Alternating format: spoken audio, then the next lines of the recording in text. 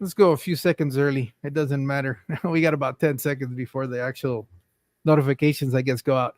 Yes, sir. Um, Real quick, let me say hello to Kyle from Outside In Aquatics. Thank you for being here, sir. And then I have Matt Gray. Matt, he's one of the other guests that will be coming up pretty soon, and he's going to be real interesting. Matt, you Um, told me too late. I yeah. already poked my eye with eyeliner. uh, I'm looking forward to having him on because he does he does. I guess you can consider him a professional editor, and so I have some questions regarding what he does and how he does it.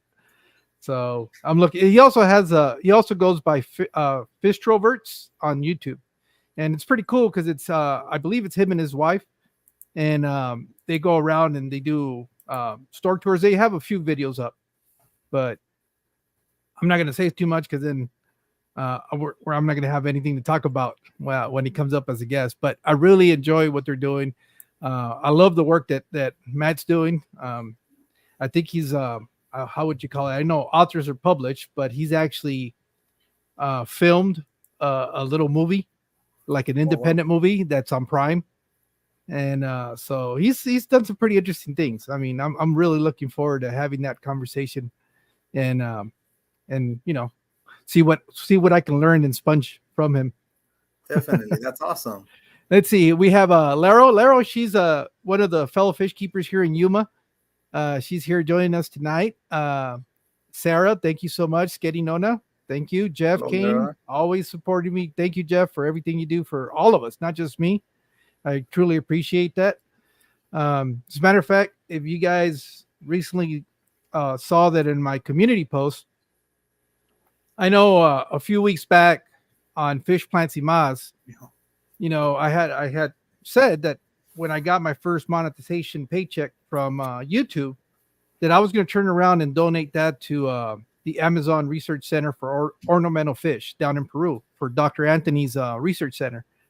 And that, yes, I did that, but that would not happen without the support of a lot of you, but it's in particularly Jeff.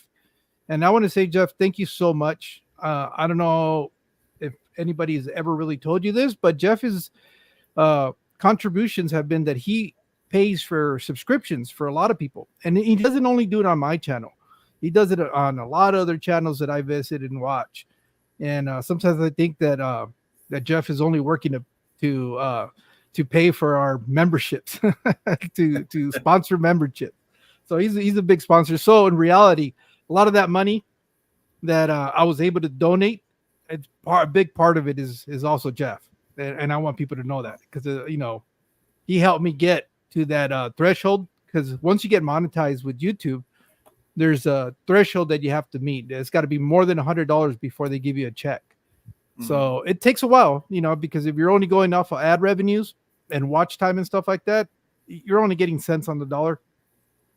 But because Jeff had paid for a lot of memberships, he does it all the time, constantly. Not only my channel, but I've seen him do it on other channels. Well, that money then goes to the account, and that helps me get to that threshold. And now that I've gotten there, I promised that I was going to do that, so I went ahead and did that. So, um, I just the idea was to try to see if I could get other fellow content creators that are already monetized that would be willing to participate in that. And what I told them is, if you could do $100 of, because but I know everybody's situation is very different, and I understand that. Some people, the little bit of money that comes in from this really helps them meet ends, and they're doing they're hustling out there to try to make every cent they can. But for those of us that are in my situation where this is just something extra, it's the cherry on top of the sundae. Well, then why can't we do that? Why can't we take $100 out of that monetization and forward it to a nonprofit organization that's involved with the hobby? Because at the end of the day, we're fish keepers. We're keeping fish from that region of the world, and why not help out a research center that is doing something to continue to grow our hobby? And they do a lot of conservation work and stuff like that. So I felt that that was important.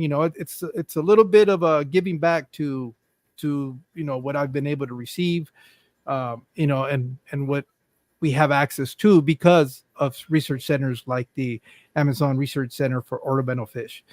And it's a big mouthful to say that.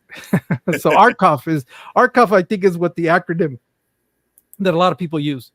But I just want to let you guys know that I know I had said that, and I wanted you to know that I followed through with that. But again, I understand that was by no means just me. That was a lot of it to the contributions of everybody that's become a member in my channel, all the super chats, all the stuff that comes in was able to get me to that point to be able to do that. So I thank you. Thank you for supporting me. Thank you for coming here and watching the stream. And we'll get going pretty good. Let me just say a couple more hellos, and then we'll get started, Gabriel, because I know I have you here, so you speak, not me. No, it's all you. You got the all right. The gift for see. gab. Okay, so we have Matt, and then MC. Thank you for joining us tonight. MC is from Instagram. Well, obviously he's here on YouTube, but he's one of the people that I know from Instagram, and he's one of the few that's actually followed over to YouTube. As long as also Matt, and you can find him as Mentality Films on Instagram. So I already said hi to Kyle. Brian, thank you for being here. Petulant Aquatics, thank you, sir. Skitty Nona, that was Sarah. Ian, Aquarium Magic, thank you, sir. And thank you also. That's another person that is constantly supporting all of the channels. He likes doing these little promo videos for everybody. Don't be surprised, Gabriel, if you start seeing him doing some promo shorts for you. That's something that he just does. That's kind of like his thing. He likes doing that. And see, we have Elizabeth Mendoza. Thank you for joining us. Hi from San Antonio. Well, thank you. And I think we're caught up to this point. So, well, Gabriel, I want to say thank you. And the reason, not just because you're here, because you were willing to come up like a last minute request. And I do appreciate you doing that for me.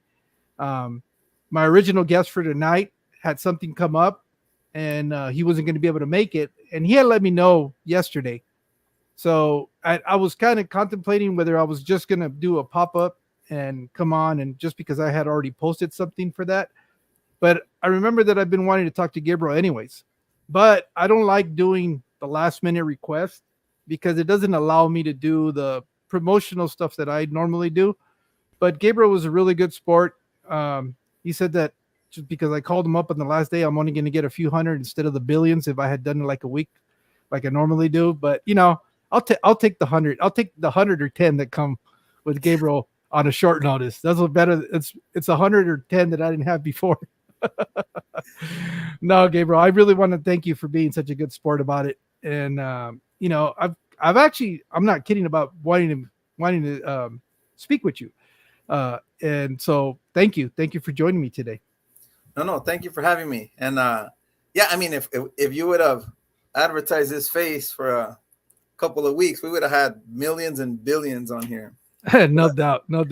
We can have tens now. I would have advertised it as having older Canelo on. There you go. Actually, there's I don't know if you've ever watched. There's Eli Sekback. He makes a bunch of videos with a bunch of really famous boxers. Okay. Even some MMA people. ES News on YouTube. He's around the family a lot, so he calls me Canelo. Hey Canelo, how you doing? And he's around boxers, so it's like, nah, bro, I'm like 2 feet taller and 100 pounds heavier. Well, we're not used to having a lot of widows with red hair. So. Yeah. But Gabriel, for those people that are not familiar with Gabriel, why don't you tell us a little bit about yourself, and then I'll kind of go into how we met, but just give us a little bit of your background, Gabriel.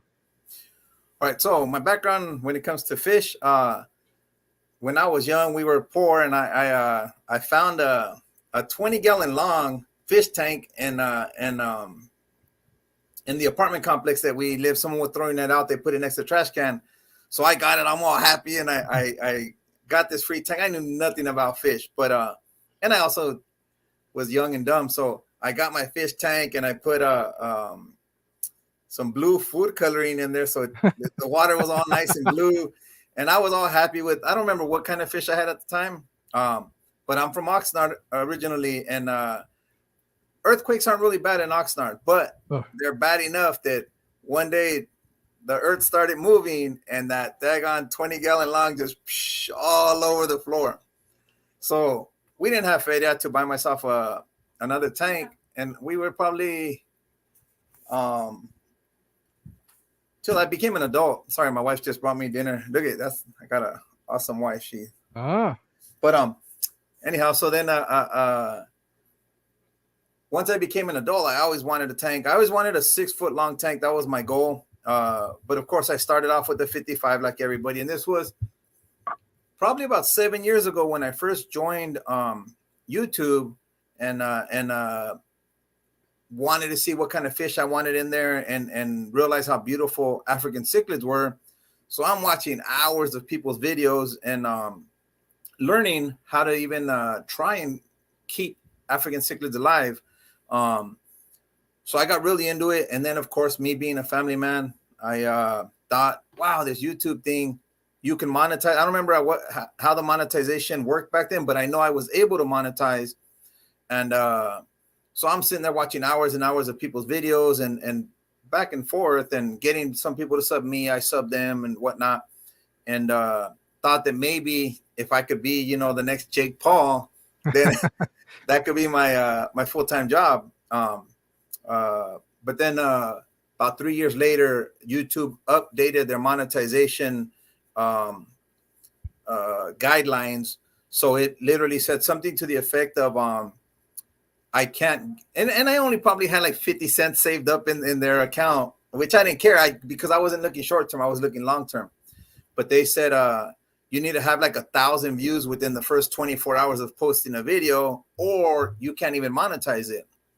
And most of my videos didn't have 1,000 views. So I was like, I'm spending a lot of hours, which you can't get back. You can't get hours back. You can't get your life back.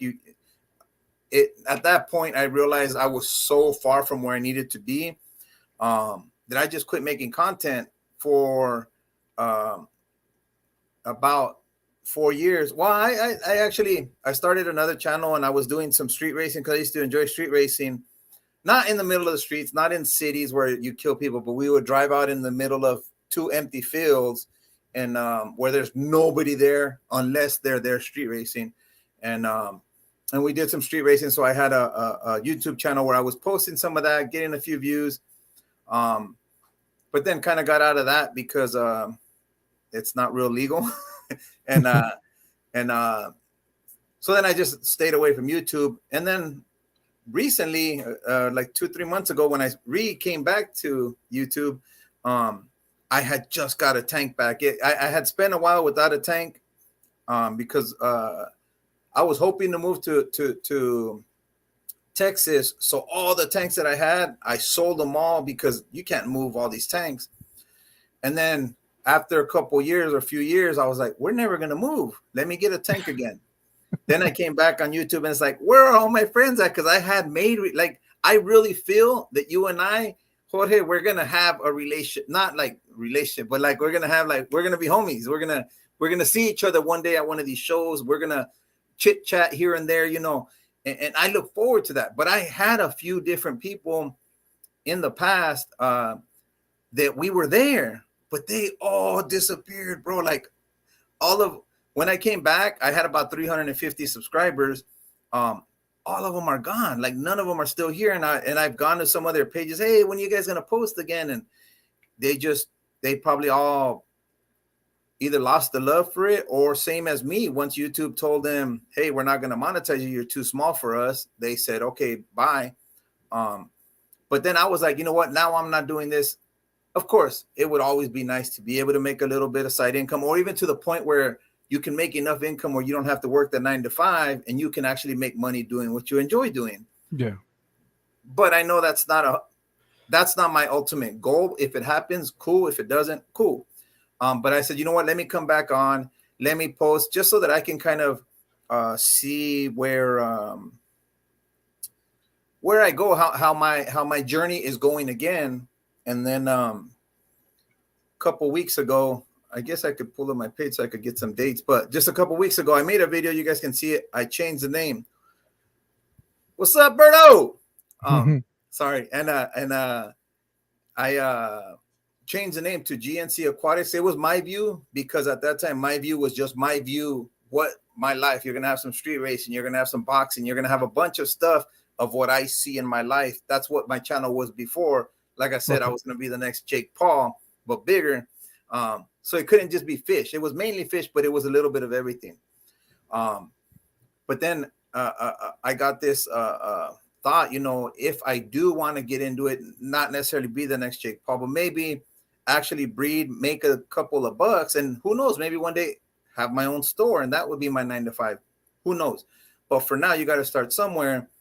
So that's when I made the change from My View to GNC Aquatics, which was just a few weeks ago. And like I said, I made a video of it so you can see the date that I made it. But yeah, so basically we're here. I really got a lot of family in Mexicali. My dad's from Jamay, Jalisco, and his parents split up. So he went with his mom and most of the brothers. There were 17 of them. I don't know how many moved to Mexicali, but a bunch of them moved to Mexicali.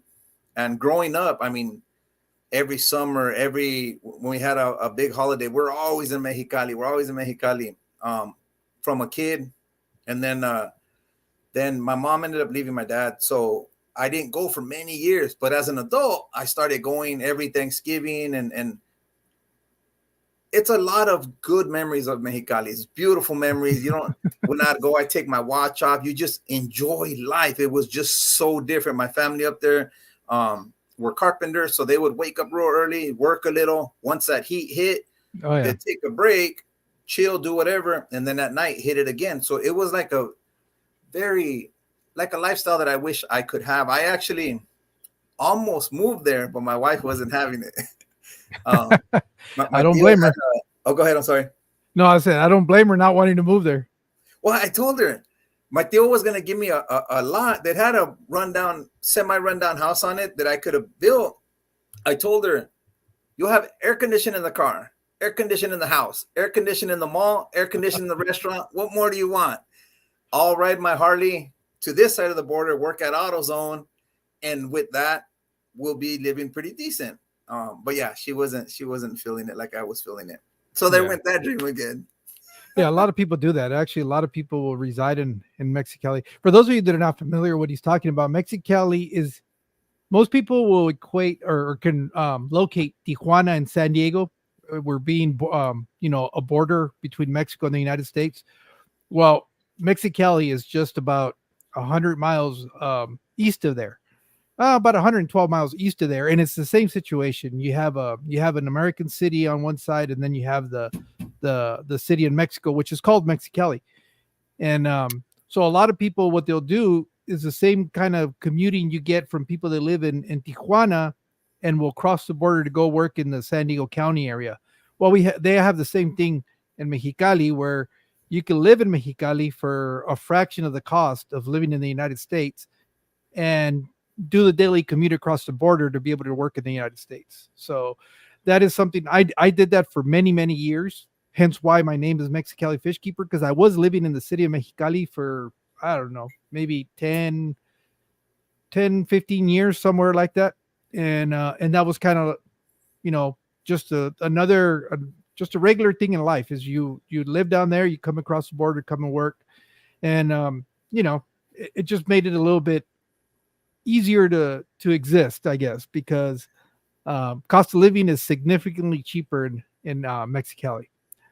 Yeah. So, and then with the Harley, you get to cut that line. Oh yeah, you drive between everybody, and not so much anymore, because a lot of people got privy to the whole motorcycle commute. You save yourself fuel, which fuel can be very expensive down to Mexico. And then the other thing is the time. You're not stuck in traffic because you could cut through the lanes and stuff like that. Yeah. Well, all of a sudden, a lot of people started getting scooters and motorcycles to be able to just cross the border, and now you just almost wait just as much. It's not. Wow. There's Even if just you so come in many. on this end of the Oh no, partition. it's not the fact that you're not cutting in. It's the what you're waiting behind the other motorcycle people that are going through. Oh, got You you. have that many people riding Wow. motorcycles now. It almost, how when you see a picture of people in like Thailand and stuff like that, where everybody's on mopeds. Yeah. That's kind of what Mexicali has become now. It's That's a very insane. inexpensive mode of transportation, and for a long time it was the quickest way to get across the border. So yeah, you get a lot, Yeah, a we're lot of talking. similarities, and when it comes to transportation there. Yeah. Well, how many years ago was that when we were gonna move? When I wanted to move over there? So almost 20 years ago, when she said it was around 2005 ish. But yeah, bro, it was like she would have had it made, stay at home wife with a trophy wife. But she wasn't feeling it. So we're here. We're in Bakersfield, California, which is almost as hot as Mexicali. Yeah, so we moved from Oxnard to Bakersfield, but then we moved to El Paso, Texas for 6 years, and then we moved back to Bakersfield. So what took you to Bakersfield? So my family back home is kind of a bad influence. A lot of them are in and out of prison, and growing up, I without even really realizing it, I was headed in that exact direction. Yeah.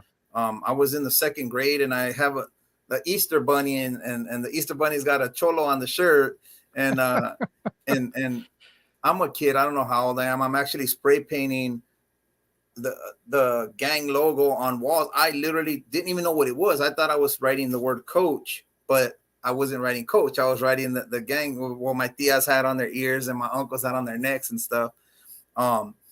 So then when my wife and I really wanted to have a family, I said, we can't stay in Oxnard. We got to leave Oxnard because it's a beautiful city. I mean, beautiful city. And if you avoid every city, if you avoid the bad stuff, you're out of it. Don't worry about it. But since my family was so entrenched in it, I feared my child would want to do it like me. Like I said, I didn't even realize that I was getting into that life while I was getting into that life until, like I said, I got a little older. I went to the Army, and I'm in Aberdeen Proving Ground, Maryland, and they let us out to go to the mall it was right around Christmas time. And I'm at the mall, and I see these 3 cholo looking dudes, and I'm like, da da da da da da da. And then they literally said, "What is that?" And I was thinking to myself right there, like, how much of an idiot am I saying a street about this big from sea to shining sea? I'm on this in Oxnard, we're at this ocean. In Maryland, I was at that ocean. How dumb did I look? But of course, me being a tough guy, I was like, don't worry about it. You guys want some or what? And then they didn't want some. So then I walked away, and I was like, how stupid am I? How dumb am I with this mentality? So yeah, I was able to borderline get out of that mentality. Some old habits die hard, but yeah. So when we came to Bakersfield, we had my son, and then there was enough homies from the hood moving to Bakersfield because it's really cheap compared to Oxnard. Like here, a $200,000 house over there is going to be an $800,000 house. So when we sold our house in Oxnard, we were able to move here, plus help a lot of my family move here as well.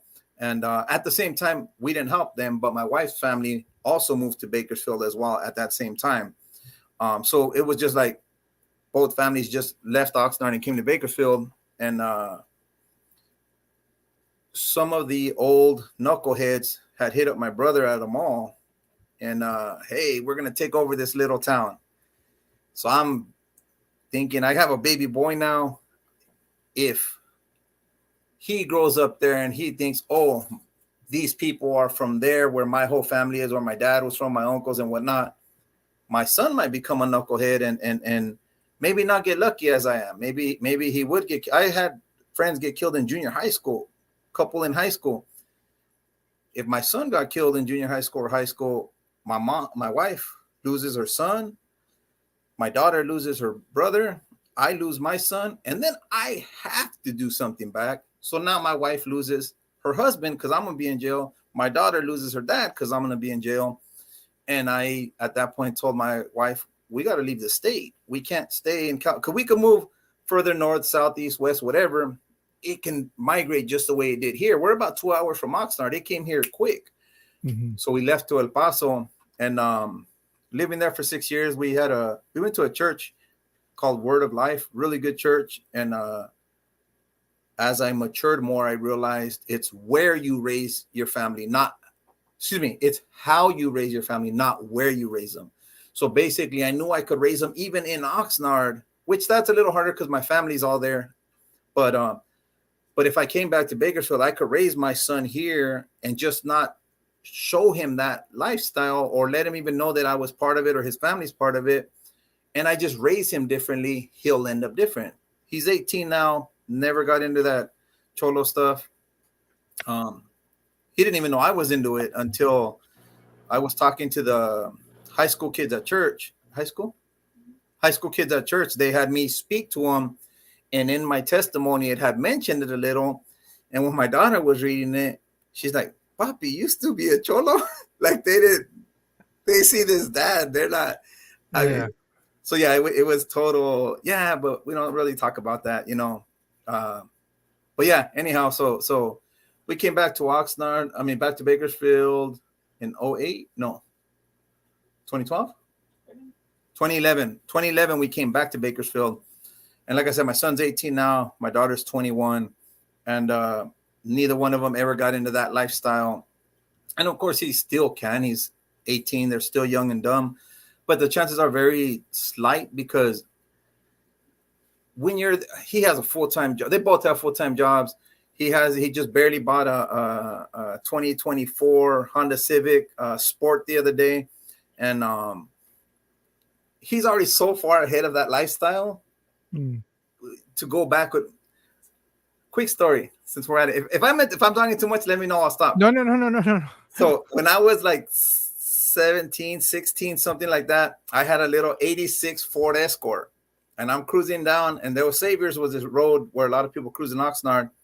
And I'm sitting there in my car, and I see this Veterano on his beach cruiser with his brocha all big, all tough, just riding his beach cruiser across the crosswalk there on Saviors.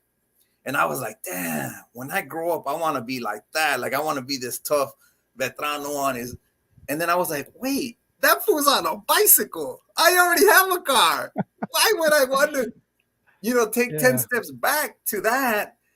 And for that guy, it was nothing. For that cholo, it was his day. He was badass that day. He might even got a chick on the other side of the street, and he was a happy camper.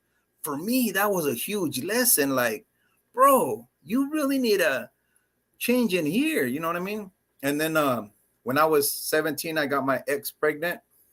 And of course, I lived in the project, so all our friends were like, now you could get on welfare. Now you get on welfare. And I was like, nah, now I could step up and be a man. I'm gonna have a baby. 17-year-old kid with the baby. You're going to welfare or you're going to the military because you can't afford to raise a family with a 17-year-old with no experience. So that's why I joined the Army, was to be able to actually support my family without government assistance. And then, like I said, AIT was in Aberdeen Proving Grounds. That's where that whole thing with those guys at the mall. And it was just all these little lessons in life where it's like, Gabriel, you need to grow up. You need to really change, And it was hard because people knew who I was. And I kind of stand out, the only redheaded Mexican. And no, there was probably two of us. But, I kind of stood out. So even when I tried to step away from the life didn't fully want to step away from me. Actually, when my wife and I first we've been together 25 years, married 23 years. and we have 2 kids together. We were barely getting together, and I was into street racing at that time, but some of the old cholos from the neighborhood knew me from before.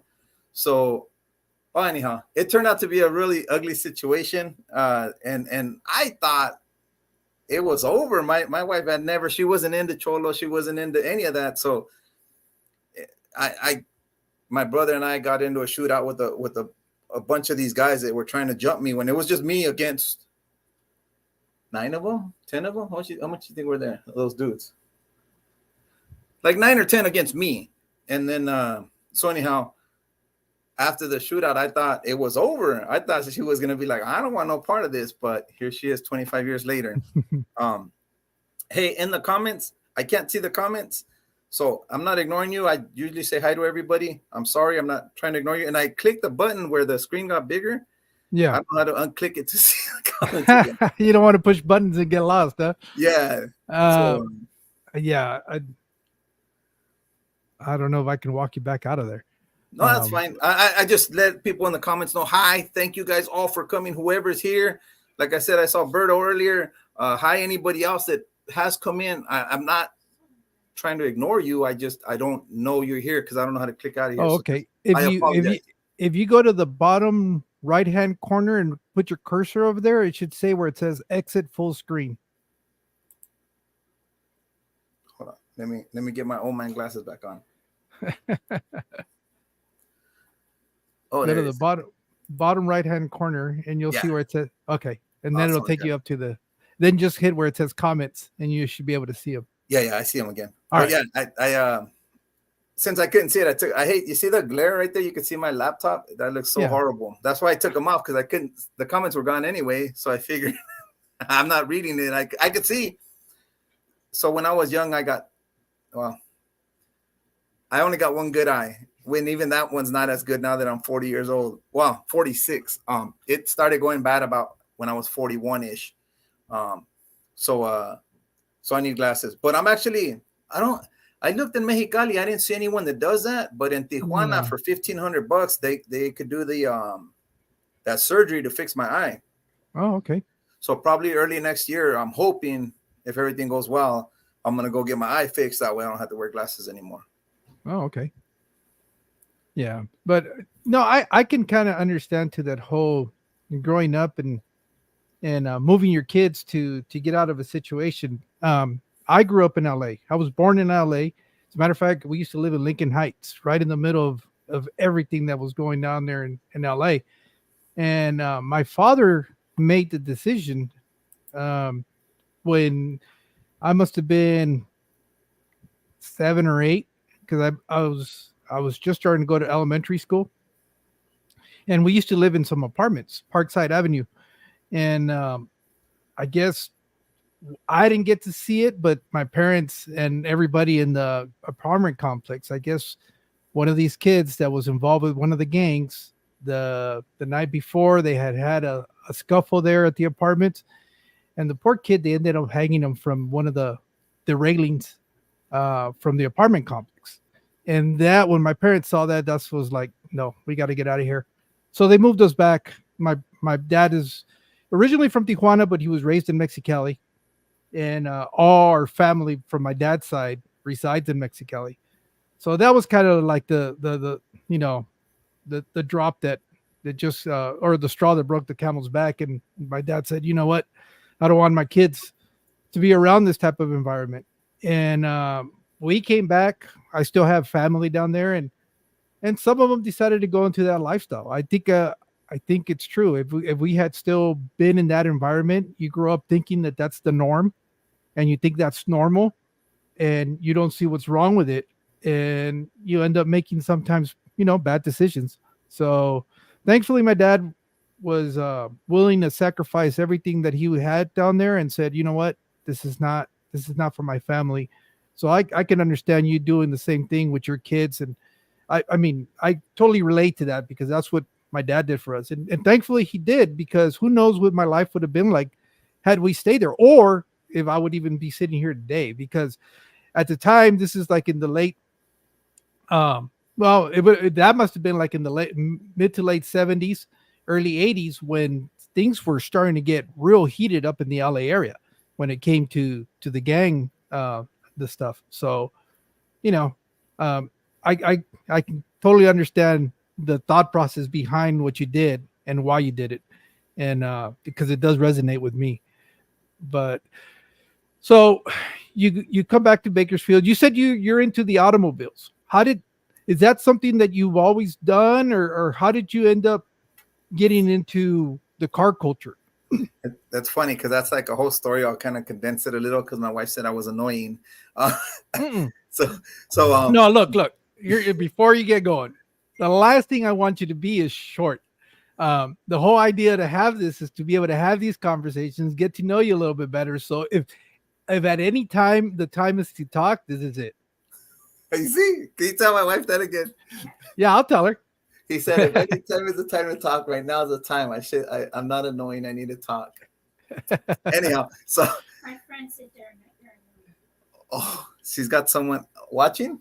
Oh, then they don't know. They're dumb. Anyhow, so like I said, I was a knucklehead, and okay. So let's go back. When I was about 8 years old, I saw this movie called Tough Turf. If you haven't seen Tough Turf, watch it. It's a really good movie. And in that movie, there's this dude. He's like the bad guy, and he had this primered red, like that rust primer, 1968 Camaro. And at the time, my mom had a 71 Camaro. But when I saw that car, I was like, dude, what is that? And my stepdad was like, that's a Camaro. And I was like, stupid. That don't look nothing like my mom's car. Whatever it is, when I grow up, I'm going to get it. So you see, I look white. I'm actually Mexican. And my mom's family's from Morelia, Michoacan. My dad's straight from Jamay, Jalisco. And so I struggled with that because I look white, but I'm not white. I'm blood Mexican, but Mexicans don't consider you Mexican unless you're born in Mexico. Like I wasn't Mexican enough to be Mexican, and I wasn't white, so I couldn't be white. And so I kind of hated this. I hated this skin color, this hair color, and when por eso te dije, we'll do it. You have a. Go look in the toolbox if you need tools. I'm just asking. Do you have a handle remover? Handle remover? I don't even know what the handle. No, it should be a screwdriver in the center of it. Well, it is, but it's rested on there, so you have to. Oh, the retainer clip. Remover or. Yeah, no. Then I probably don't have it. I'll go get one. All right. If not, then you just cut them off and get an handle. Yeah. That's what I'm thinking. We might need to replace it all. That's why I wanted to be ready. But okay. I think he's asking for a retainer clip remover. Maybe he's 18. He's been working since he was 16. And once he graduated, because he could only work like 2 hours or 3 hours a week back then. Mm-hmm. Once he and he was working at Subway. Once he graduated from high school, he was already 18. Boom, straight into a full-time job, and he's does remodels in houses. So he's learning all the floorboards, drywalls, everything. And so he's like, our shower, it's leaking. The knob doesn't shut all the way off. He's like, I think I could fix that, papi. And it's like, mijo, you need to have one of your coworkers come and help you, because if it goes wrong, we don't have water. We can't take a shower. We can't use it. So I told him, wait till YouTube it. Yeah. So he's trying to do it right now while I'm in here. So cars. So I hated my skin color. I hated even myself a little bit as a kid, because as a kid, you let other people influence you way more than you should. Yeah. And so I loved that 69 Camaro. Well, first gen Camaro is all I knew. It's 67 through 69. And but when I was an adult that I said I would get one, I couldn't get one because I look white. I can't have a white car. So I had I had a 63 Impala on hydros. I had my I had a Blazer with some spokes and whatnot. And then one day I was 21, I believe, and the Blazer ended up getting stolen. And then when I got money from the insurance, I had decided at that point, I was like, screw it. I've always wanted that car from that movie. Let me find out what it was. I found out it was a 68 Camaro. Okay, cool. What is like it? 67 and 69 are very similar. A lot of people can't. Oh, cool, Matt. That's badass. I have a 63. I don't know if I have a video on it. I know I have them on TikTok, but anyhow, on my so I got another 6. We'll go into that right now. So going back, the 21 years old, they stole my Blazer. I used insurance money. I said, screw everybody. I'm gonna get that car that I wanted. 67 and 69 look almost identical. 67 and 68 are like almost really identical. The headlight, the turn signal is a tiny bit different. The tail light's a tiny bit different. One has a wing window. Other than that, most people won't know that it's even a different car. So I said, okay, I'm not getting a 68 because it's a waste year. 67 is the first ever. That's kind of cool. So now it was between 67, the first ever, or 69. Doing more research, the 69 looks very different from the 67 and 68, which look almost the same. That's the one that's got the lures in the front and the headlights, right? Yeah, so it has hideaway headlights on the RS.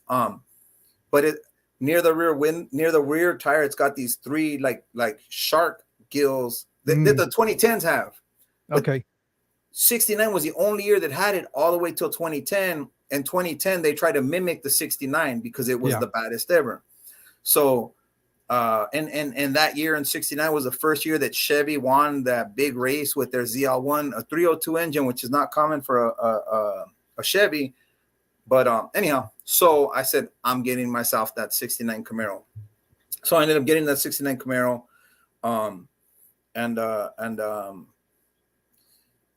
Went to some street races with who was the best man at my wedding. I had met him I was learning to paint cars because I figured at that time, I still figured I'd be in and out of jail, like the rest of my family.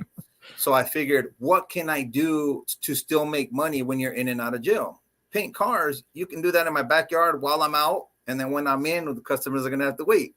So I learned to do that at school. And that's where I met this guy that was the best man at my wedding. And he was in the street racing. So I get my 69. I'm like all happy. And him and I go to the street races. First time I'm ever there. And growing up, if there was a group of people, something's going down. So I had a 9mm in my trunk. We go to the street races. This is the first time anybody sees my car because it's new on the scene. So this group, a big ball of dudes are coming towards us. And I'm like, hey, what's going on right here? I told my friend that. And he's like, oh, they're about to get crazy. And I was like, what? So I went to the trunk and I started opening the trunk. He's like, where are you going? I said, I'm going to get my 9. Dude, it's only me and you. There's like 15 of them. And he goes, no, shut your trunk, shut your trunk. I go, what do you mean? He said, shut your trunk. Trust me, shut your trunk. So I shut the trunk. And then they came and they all looked at my car, looked under my car, looked around it, looked. No one said nothing. They just checked out my whole car and then they all left. And then I was like, what just happened? And he was like, well, here getting crazy means that they're going to want to call you out for a street race. They're not going to want to get physical with you. It's a different type of people. Yeah. And then he's like, you really have a gun in the trunk? I'm all, yeah. Why did you think I was going to the trunk? So he's like, let me see it. So then I open the trunk and he, like a dummy, he's like, he looks at it, he picks it up in the air like this. He's looking at it. The car next to us starts up and they take off because it was a different scene. They weren't these knuckle. They were street races. We're going to race. We're not fighting. We're not. Yeah. So it was all, and that was another lesson for me. Like, wow, this is different. So driving my Blazer with the spokes, when I'm cruising it, I'd see a homie or a couple of homies on a corner and I'd be like, what are you looking? Like I would stare at them hoping they would stare back. Then I would, what are you looking at? If they wanted to, then we could get physical. If they said, no, I don't want nothing, I'm not a bully. I would say, okay, dispensa, and I would keep going. So my Blazer gets stolen. I don't know, maybe it was a week later by the time I got my 69 Camaro. So I'm driving it down Saviors. There's this cholo over here on the corner. So I'm mad dogging this dude. He's not even looking in my direction. I'm like, okay, that was kind of weird because 99.9% of the time you're mad dogging, they're mad dogging back. So I just go in, I turn into the mall and I'm going into the mall, and there's this white dude right there, and this white dude staring at me. That's never happened. So I like pulled over to the side of the curb to tell him what the heck is he looking at, and he goes, "That's a gnarly car, dude." And I was like, "Thank you." Like I didn't even know how to react. What just happened, bro? But so I just told him thank you, and then I drove away, and my mind is just blown. I'm like, what was that? The homies didn't even look at me, and this dude just wanted to tell me I had a cool car. Like, another lesson. I could be a businessman in a 63 Impala. The cops are probably going to pull me over. The cholos are probably going to mad dog me. There's a potential for some physical violence. I could be a cholo in a street race car. The cholos aren't looking at me. As long as it's not like a little Honda where you're doing races in the city, the cops aren't messing with you. They give you thumbs up too. Totally different. So it doesn't matter. Yes, it does matter. But it's just as important the person as it is the vehicle or the clothes you're wearing or all that. So these are all lessons that I've learned through time. When my son was born, he was a little baby, a couple months old, and I had a 63 Impala at the time. And when he was born, it's like, I don't want him to like that. So I sold my 63 Impala, and I had a 69 Camaro. I had a 75 Blazer, 4x4. I had a Harley, and I had my 63 Impala at the time. So I was a very competitive, very cocky guy. It's like, if you want to race, we can race. If you want to ride, we can ride. If you want to hop, we can hop. Oh, I also had an 82 Regal that I would hop, actually, and then a 63 Impala. And then if you want a 4x, we can 4x. In any category you want to play with, I can play with you, you know. So, but I got rid of the Regal, and I got rid of the Impala when my son was a couple months old, because I didn't want him to like that. You could like a Harley. You could like a hot rod. You could like a 4x4, and I'll support you. I'll get you into that. Because just like those cholos ignored me and that white dude said gnarly car, I want my son to get the gnarly car, not the cholo mad dog, you know. It puts you in a position where you either A, you're a coward, or B, you're going to get physical with someone. I didn't want my kid to have to do that. So I got rid of it. And when my son was 17, maybe 16, I think 17, he was, when I got the Impala, 17, somewhere in there, he was already into it. He had a truck, and he was like those tacuaches where he put his hair like that, all funny. And and I was like, hey, mijo, I got rid of, also I got, even here on my arm, you can't really, so there's my old 69 Camaro, and there's my 63 Impala. And it's like, these are actual pictures of my cars. And the 63 Impala was driving away on Colonia Road, because that lifestyle was leaving me. I'm no longer part of that. However, I was still down for Oxnard, so my 69 Camaro was pulling up on Oxnard Boulevard. So it kind of was part of that. And I only got rid of the 63, not because I didn't like it, because I didn't want my son to like it. So now he's 16, 17, somewhere in that area. Mijo, if I get a 69, if I get another, and I had a 69 Camaro, I had 2 Harleys, I believe, at the time. And a Blazer, a 65 Nova that I would race, maybe something else, not important.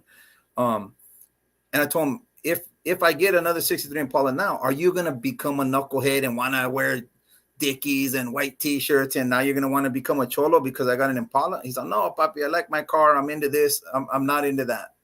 Yeah. So then I picked up my current 63 Impala just a few years back. He's 18, so like 1.5, 2 years ago, something to that effect. No, it was a little over 2 years ago. I saw some Facebook memories where I just put the hydraulics in 2 years ago. So about 2 years and 2 months, something like that.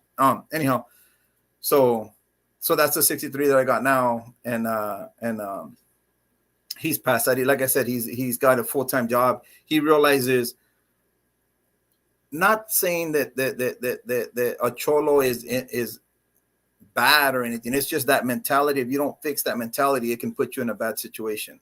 Well, the problem is there's perceptions that tag with that style. You know, I know growing up when I was a teenager, You know, you wore the khaki dickies and the white t-shirts, and yeah, I remember when I used to dress like that, I'd get stopped and questioned, where was I going, what was I doing. um and it wasn't until I think my dad pointed it out to me one day and says, because I was bitching and complaining about, oh, these cops are racist, you know, they're always questioning me, it doesn't, you know, I wasn't doing anything, and you know, they're always stopping me and they're asking all these questions, they're racist. And then I think he was just kind of like, well, if it looks like a duck and it walks like a duck, it's got to be a duck. And I was like, what the hell? And basically telling me, if you're gonna dress like that lifestyle, you're gonna receive what comes with it. So if you don't want to be harassed and hassled, don't dress like that. And that's really what it boiled down to. And it took me a while to figure it out. And I gradually started getting out of that and just started wearing more normal clothes, you know, not necessarily the stereotypical overbagged Dickies with, you know, and creased, and you know, with the Cortez and the white t-shirts. I kind of started wearing regular jeans, you know, t-shirts, whatever. And I noticed that gradually stopped. And then after that, I said, well, you know, that is true. I can't complain about something that I can remedy.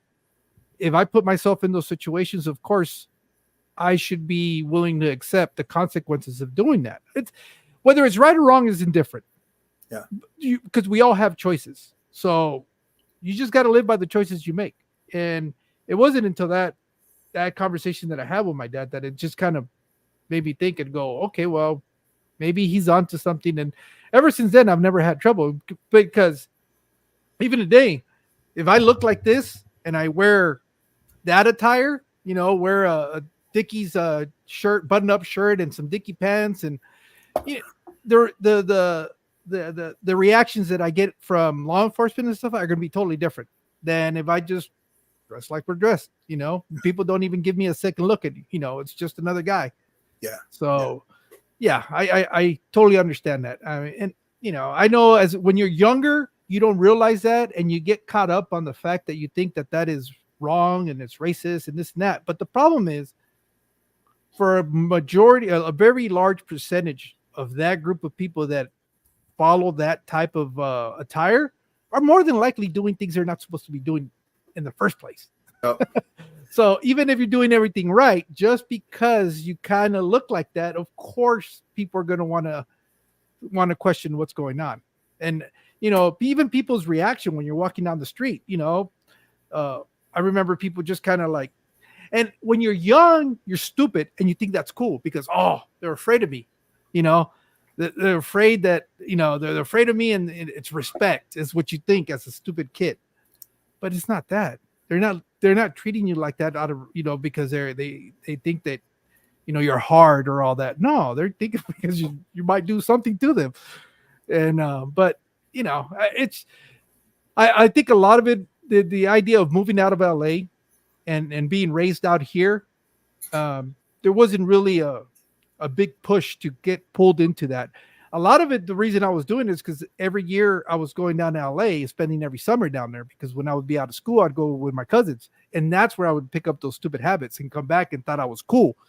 I'd get back to Mexicali, and people were kind of giving me this weird look, like, you know, what's the deal with that? Because they weren't part of that culture up there. You know, it wasn't normal. So I think that's the only reason why I was able to kind of phase that out. And once I did that and saw that the treatment was different, I said, well, kind of like you, just kind of light went off and said, all right, well, maybe I don't need to be that.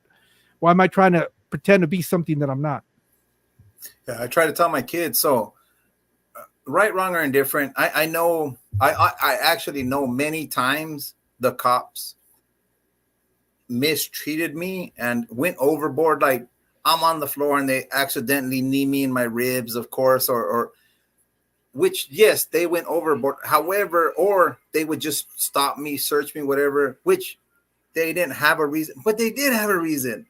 9 out of 10 times I had something, you know. So I fully, as a man or even as a kid, that is one thing I did understand was I'm causing this. Yes, the cop is overreacting, but he has a reason to.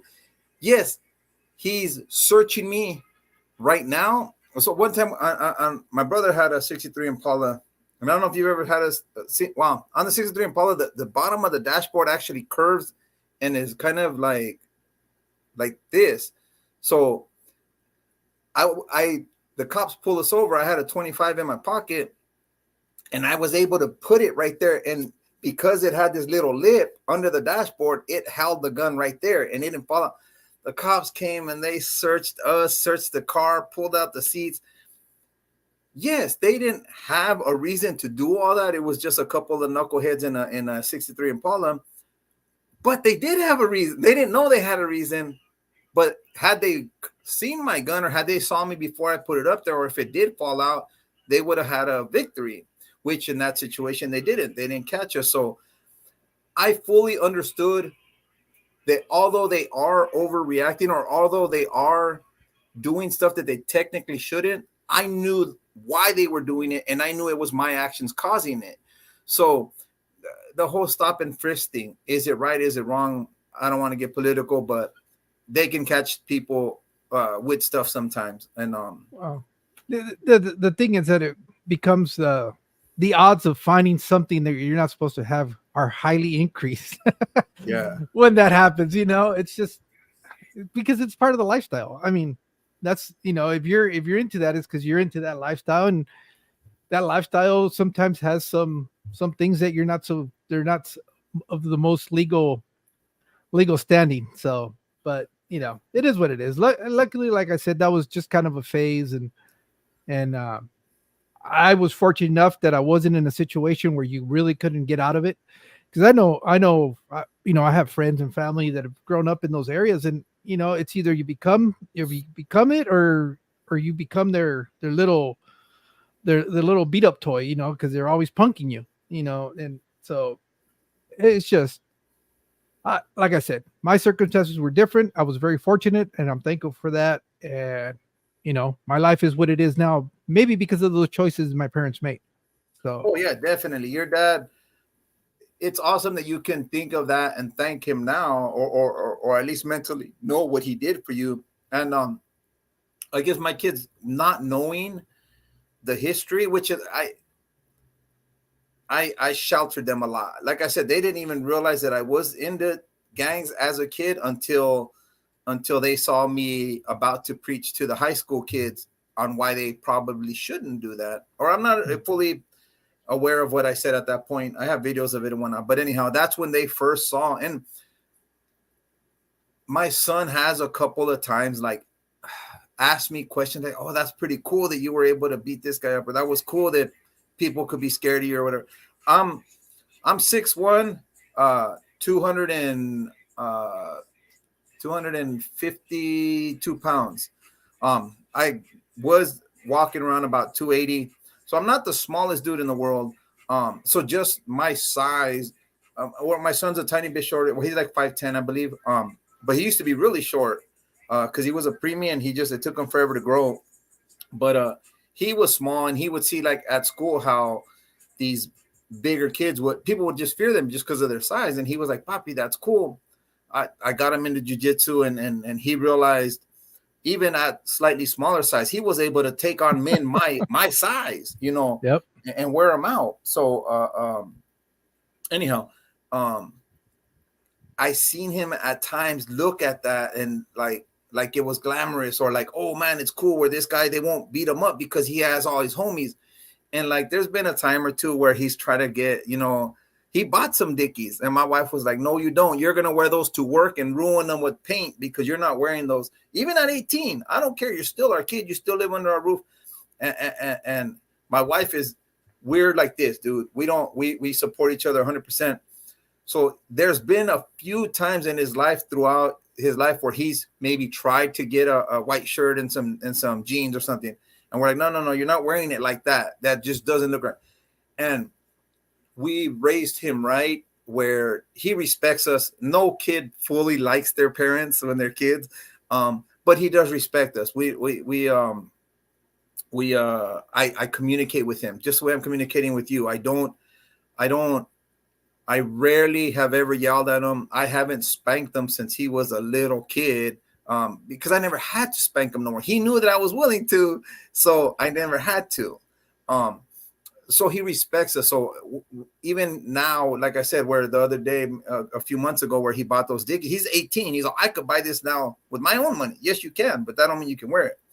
And so there's been a few times where he's tried, but he's a great kid. I mean, no kid is perfect, but our children are both great kids. They've given us headaches. They've, made us cry, scream, everything. But they're great kids. We've been very blessed. My wife and I, we raised them in church. And when politics got a little weird with public schools, we actually, thank God, were able to put them in a private school. And I don't forget this, because in that private school, it was a Christian-based school, and they had to, when they're entering, they actually interviewed them, because they really want a specific people in that school, because everything was not only anatomy, your liver's here, your this and that, and this is how it all works. And then, isn't it great how God put it together so that it would work this way? Like, they interjected God into everything, not shied away from it like public schools. So he had to write a thing saying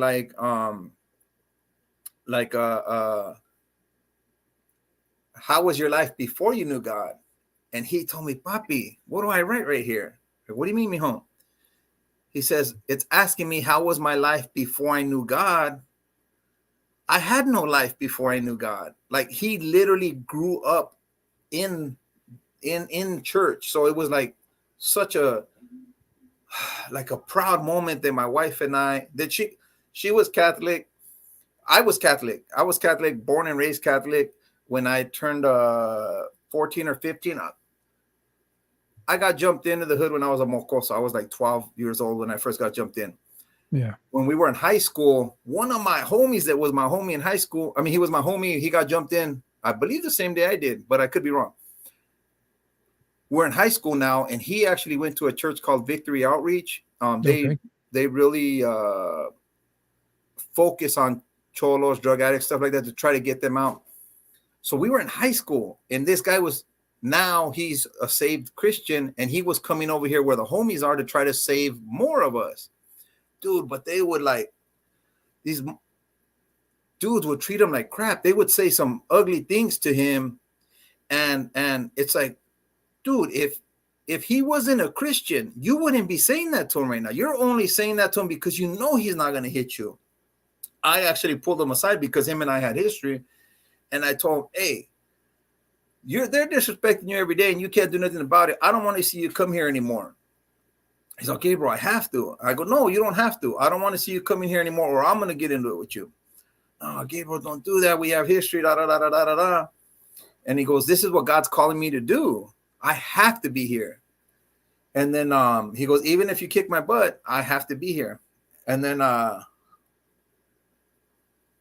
we made some kind of an agreement. Don't come back for 2 weeks, and I'll go to church with you on one day. I'll go with you, because it hurt me to see them disrespect him like that, because like I said, him and I knew each other, and I knew he was tougher than these guys. But anyhow, so I was a kid when I first went to church, and of course I made bad decisions and I was in and out and whatnot.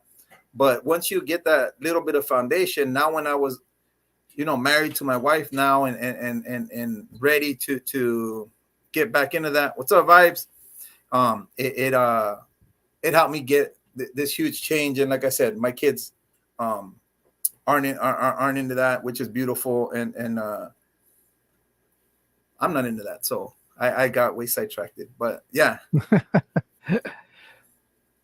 So did you start drag racing, or are you doing track, or what kind of racing was it that you mostly did? Yeah, it was fully street racing, street racing. Quarter mile like stuff? I said, not in the street, like in the middle of the city where we could run over or crash into an innocent person. We would drive in Oxnard, right next door. There's a city called Camarillo. Okay. And there's a lot of, well, now it's a lot, not as much no more, but there was fields galore over there. So we would meet up in Camarillo, and there was a few different streets where it was just two fields. Literally, the cops would park on the next field over and watch us race till like 2 a.m. and then come and turn on the lights and bark, bark, bark, run chickens, bark, bark, bark, stuff like that. Like they would mess, but they didn't try to. One time I almost fell in a ditch, and I was like, damn. And the cop lit us up with his lights while we tied a strap to my car. They pulled me out, and then I took off. They didn't want to arrest us. They knew we were out there. We weren't fighting. We weren't causing problems. We were doing illegal stuff, but it was safe. And so it was all street racing. And when I met my wife, I was into street racing. And like I said, I still had those a run in or two with some knuckleheads because of my past. But cars really saved me. They really helped me change my lifestyle. I'm not, it really helped me. And I changed as a person, but like I said, that car does make a difference. My 63, I love it. I've always loved them. But I don't drive it that much. Right now, it does get the wrong attention. And even it did scare me a little. Like I said, when I got it, then my son was like, oh, because I got it. First thing I did was I put hydraulics on it. I got the roof patterned out. The car still has like this really old, ugly. Did you ever watch Up in Smoke? Yeah. So when I bought the 63, Cheech and Chong had a 64, but it was kind of ugly in that movie Up in Smoke. And my 63 was kind of ugly like that. And the person I bought it off of put the love machine on the window, like the one from that movie. So I kind of was keeping it like that. I liked the patina look. I will end up painting it, but for right now, I kind of like the way it looked. But I saw my son go, he either bought a shirt. I think he bought a shirt that had like a 63 Impala on it. And I was like, oh man, like I fully know, even though he won't say it, I'm still a huge a role model to him, So even though he's older and he might not, I don't know. So I'm not really driving it that much. My wife, like a year and a half ago, started riding her own Harley. So that's what we do a lot. We ride a lot. We ride a few hours away. We'll ride back. We'll spend the night. We do a lot more riding than driving for fun. For work and stuff, it's pretty much cars. Sometimes I'll take one of my bikes, but yeah. So we do a lot of riding. And my son. So I started riding in 2005, and my wife just started a year and a half ago. But I had 3 bikes, and I was the only rider, and I had 3 bikes. What the heck do I need 3 bikes for? And my wife's been wanting to ride. And I'm like, you know what? We'll fix this bike for you. And we have the OG bike, though, the first one I ever owned, the one I bought in 2005. So my son could ride that one. So I sent both of them, my wife and my son, to a school to teach them how to ride. And they're both licensed riders. But my son he says, I don't want to ride with you old people. So he doesn't ride. He knows how. And that'll change. He'll end up getting a little more experience. But right now he doesn't have. He wants a crotch rocket. I'm like, nah, you ain't doing a crotch rocket. But yeah, so my wife and I, we ride a lot. If I found you on TikTok today, I don't know how I ran across you, but on my TikTok, it's basically us riding. It's not. There's like 2 videos of my fish tank, and then this YouTube channel is basically fish. I have 2 or 3 videos of my cars. So street racing. Then I got out of a while back, many years ago. They actually started impounding your car. Well, that's cool. That's a pretty cool car. They started towing your car, holding it for 30 days before you can get it out. So now you had like a $3,000 impound fee, a $3,000 ticket for street racing. So I put the car in my wife's name. That way, if I did get busted street racing, she could say, I didn't allow him to take it. That's my grocery getter. I need my car back. And they couldn't legally hold it for 30 days because it was her car, not mine. But street racing kind of ended. That people my brother's got a 67 or 5 Galaxy. But so we stopped street racing. So I kind of got out of it. And then when we moved to Bakersfield, there's actually a track like 30 minutes away, 45 minutes away, really close. So I was like, you know what? Let me build another race car, but this one I'll do it at the track. So I did do some racing at the track. I did kind of halfway decent, but there you're not really racing. You're racing against yourself. You got to get your own time, or against money, people with big banks. So there's bracket racing where you race within a certain time, or all out where you got to be a millionaire. I'm no millionaire, so I was in that bracket racing. Basically, like I said, I'm racing myself. There's no in the street. There's a lot of. I had my 350. A 307 was an option for a 69 Camaro with only like 200 horsepower. So I actually bought the badges for the 307 and put it on my 69. And there was that little hustle at the track. There's no hustle. So although I did okay, the Nova ran pretty good. It wasn't the same. So then I was going to go street racing, and I actually have some friends up here in Tulare that some of them have been on the Street Outlaws on that TV show. They're quick, dude. Their cars literally are too fast to be on the street, but they're knuckleheads. And my wife said it was cool, so I went up there, and then afterwards she was kind of regretting it. She was like, "It's not cool. You could kill yourself." And I'm not gonna be the slowest guy out there. And their cars are way too fast to be in the street, but I'm not gonna be the slowest guy out there. So I was going to really put myself in danger, you know what I mean? And then I was building my son. We built him a 75 Camaro that later we sold, and my little brother took that engine and tranny out of my 16-year-old kid who barely started driving, put it into his Camaro, and he was spanking Corvettes with it. It was a bad car. It was a bad setup that he had. But when my son, he barely started driving, so I only gave him half throttle. He didn't know, but when he would hit the gas, it would only give him half throttle. So he didn't know how much power it had. But so I was going to have him out there street racing with me. My wife didn't like the idea. I really thought it is kind of stupid. So then I ended up selling the Nova. I pulled the engine and tranny out and put it in my 69. But I got rid of that Nova. It was a pretty cool. I'm sure there's a video or two on my channel if anyone's interested. My 69's on there when it had a big block.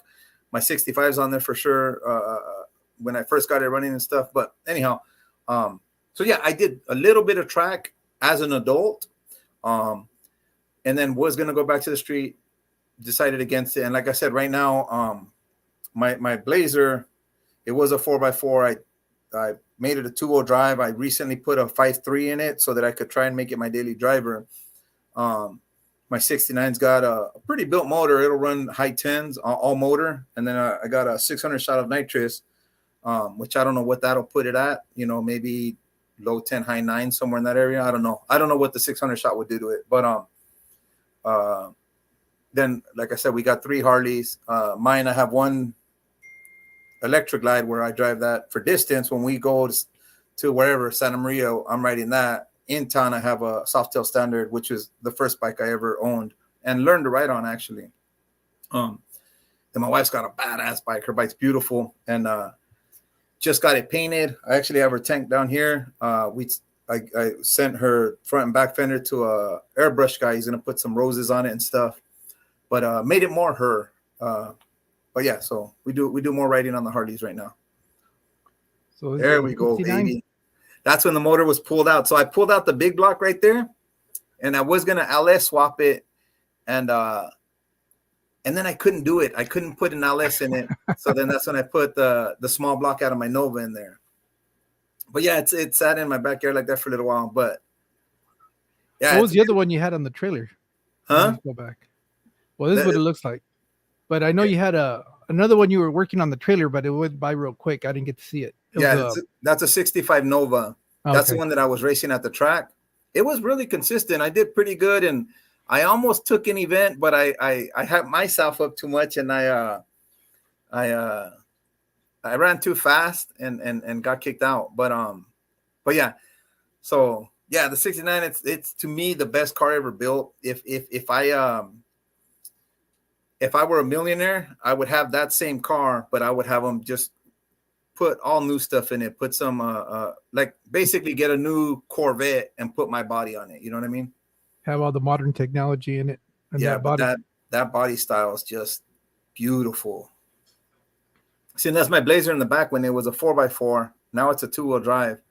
Oh, and right there's my son's 75 Camaro. Okay, that's my Nova. Yeah. That's before I had the engine in it. I made cardboard cutouts to make Lexan windows for it. So that car, when I bought it, it didn't have one wire in it. It didn't have nothing at all. No windshield, no windows, no nothing. So I literally just bought like 5 switches off of eBay and ran 4 wires to the headlights and taillights, and that was one switch, my lights, one switch, my fuel pump, one switch, my distributor, one switch to start it. Like it would just, the whole car had like 10 wires in the whole car, but it was fast. Oh, that was the motor then. So that's the motor that's in my Nova right now. Excuse me, that's in my 69 right now, but it was in my Nova during the racing time. I had a local builder actually build it because I built my previous one and it was fast, but it broke because I didn't know so much about clearance, and my piston hit my my spark plug and it wasn't pretty. So this time I actually paid someone to I bought everything. I said I want this cam, this everything, but they assembled it for me. Okay. They check clearances and it's done good. It runs good on my car right now. That's the LS motor. So I had a 460 big block in my 69 and I sold it the same day I sold it, and I went and bought this motor here, engine and tranny, out of a 06 Denali, which I was going to put in my 69 to make it my daily driver. But then I ended up saying, man, I can't do that to this beautiful classic car. I can't do it. So that's the engine and tranny that's currently in my Blazer now. Okay. It has 76,000 miles, so it should last me the rest of my life. The Blazer's still ugly. I got to do a lot of work to it. I just recently got it back actually with the with that motor and tranny. Feels beautiful to just know that it just starts right up, fuel injected, so it's pretty cool. That's funny. I forgot I had this video now. I mean, this video's making me smile because it's bringing up some memories. Yeah. I don't know if you can hear, but there's another one where my 69, I do a walk around when it had the big block. Oh my God. You can hear the chop in the cam. Let me see if I can find that one. It'll be just a little before. You'll see it like a walk around or something. Yeah, you see all my videos. Scroll down a little. Oh, it's going down? It's older, yeah. Keep going. Philly Mighty. That's not. No. You'll see the front end of the Camaro.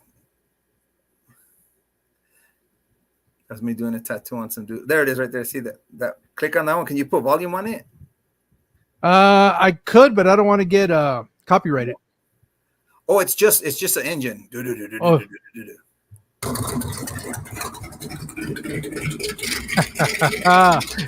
I love that sound. Get that chop in that cam.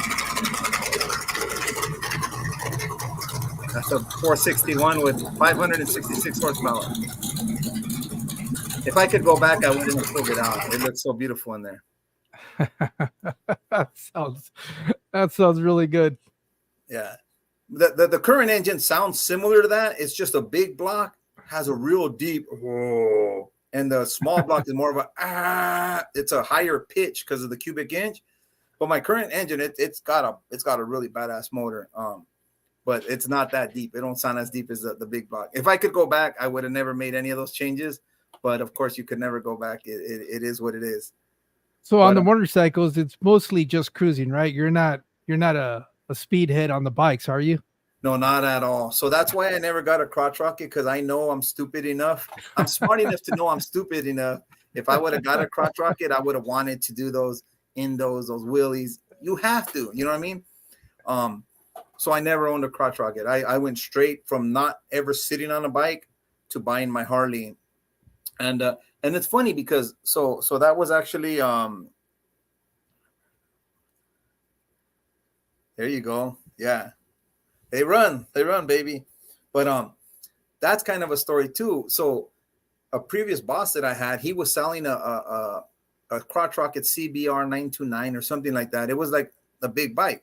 And most people, they'll start with a smaller bike, but I'm like, why am I going to spend my money on a 600, then later on want to upgrade to 1,000 cc's and throw away that money basically. So when my boss was going to sell it, I was like, hey bro, I'm gonna buy it. I'll bring you the cash tomorrow. And he was like, what are you upgrading from? I go, honestly, I've never even sat on a bike. He's like, well, I can't sell you this. I go, no, I'll pay you the cash before I take it. He goes, yeah, but what good is that money going to do to me when you kill yourself and I have to explain to your wife that you died because I sold you a bike that I knew you couldn't handle? Dude, so that was like, whoa, like he didn't care about the money as much as he knew what it could do to me. So I didn't ride for 2 more years, and then that's when I finally in 2005 I bought my 2006 Softail Standard that I have in the garage. But yeah, just cruising. Of course, I am a little dumb. Each one of my bikes, I've just taken them to 100 and then let off just once, just to say that I did, which is stupid. I know it's dumb, but I had to do it. I just okay, 100, then I let off. I think we've all done it at one point, trying to see how fast we can go on whatever it is we're on. I mean, it's just one of those things where you just got to see what it's like. Yeah. So but the bikes are my wife loves it. My wife's 4'10", bro. She's tiny, and so her bike that she has right now, it's a gold. Man, I wish I had the videos on this so you can see it, but it's a gold bike. I didn't even like motorcycles. Her brother bought that bike in 2002, and I was like, whoa, I like that, and I wanted to buy that bike off him. He wouldn't sell it to me. Then I was gonna buy the Crotch Rocket. The guy wouldn't sell it to me. Then I waited a couple years, and I was like, you know what? Let's go. I made a deal with my brother-in-law. I'll buy myself a new Harley, and he'll give me his paint job, and then he'll get my tins and paint him whatever he wants.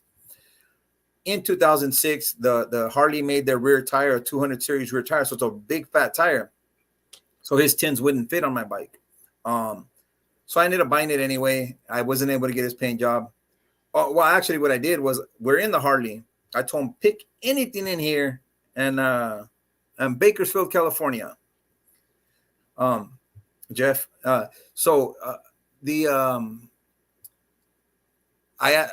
told him I'd buy him anything in there. He had a Softail Standard, which is probably mid-level. There's about 2 levels below it and 3 levels above it, and a Can-Am. There you go.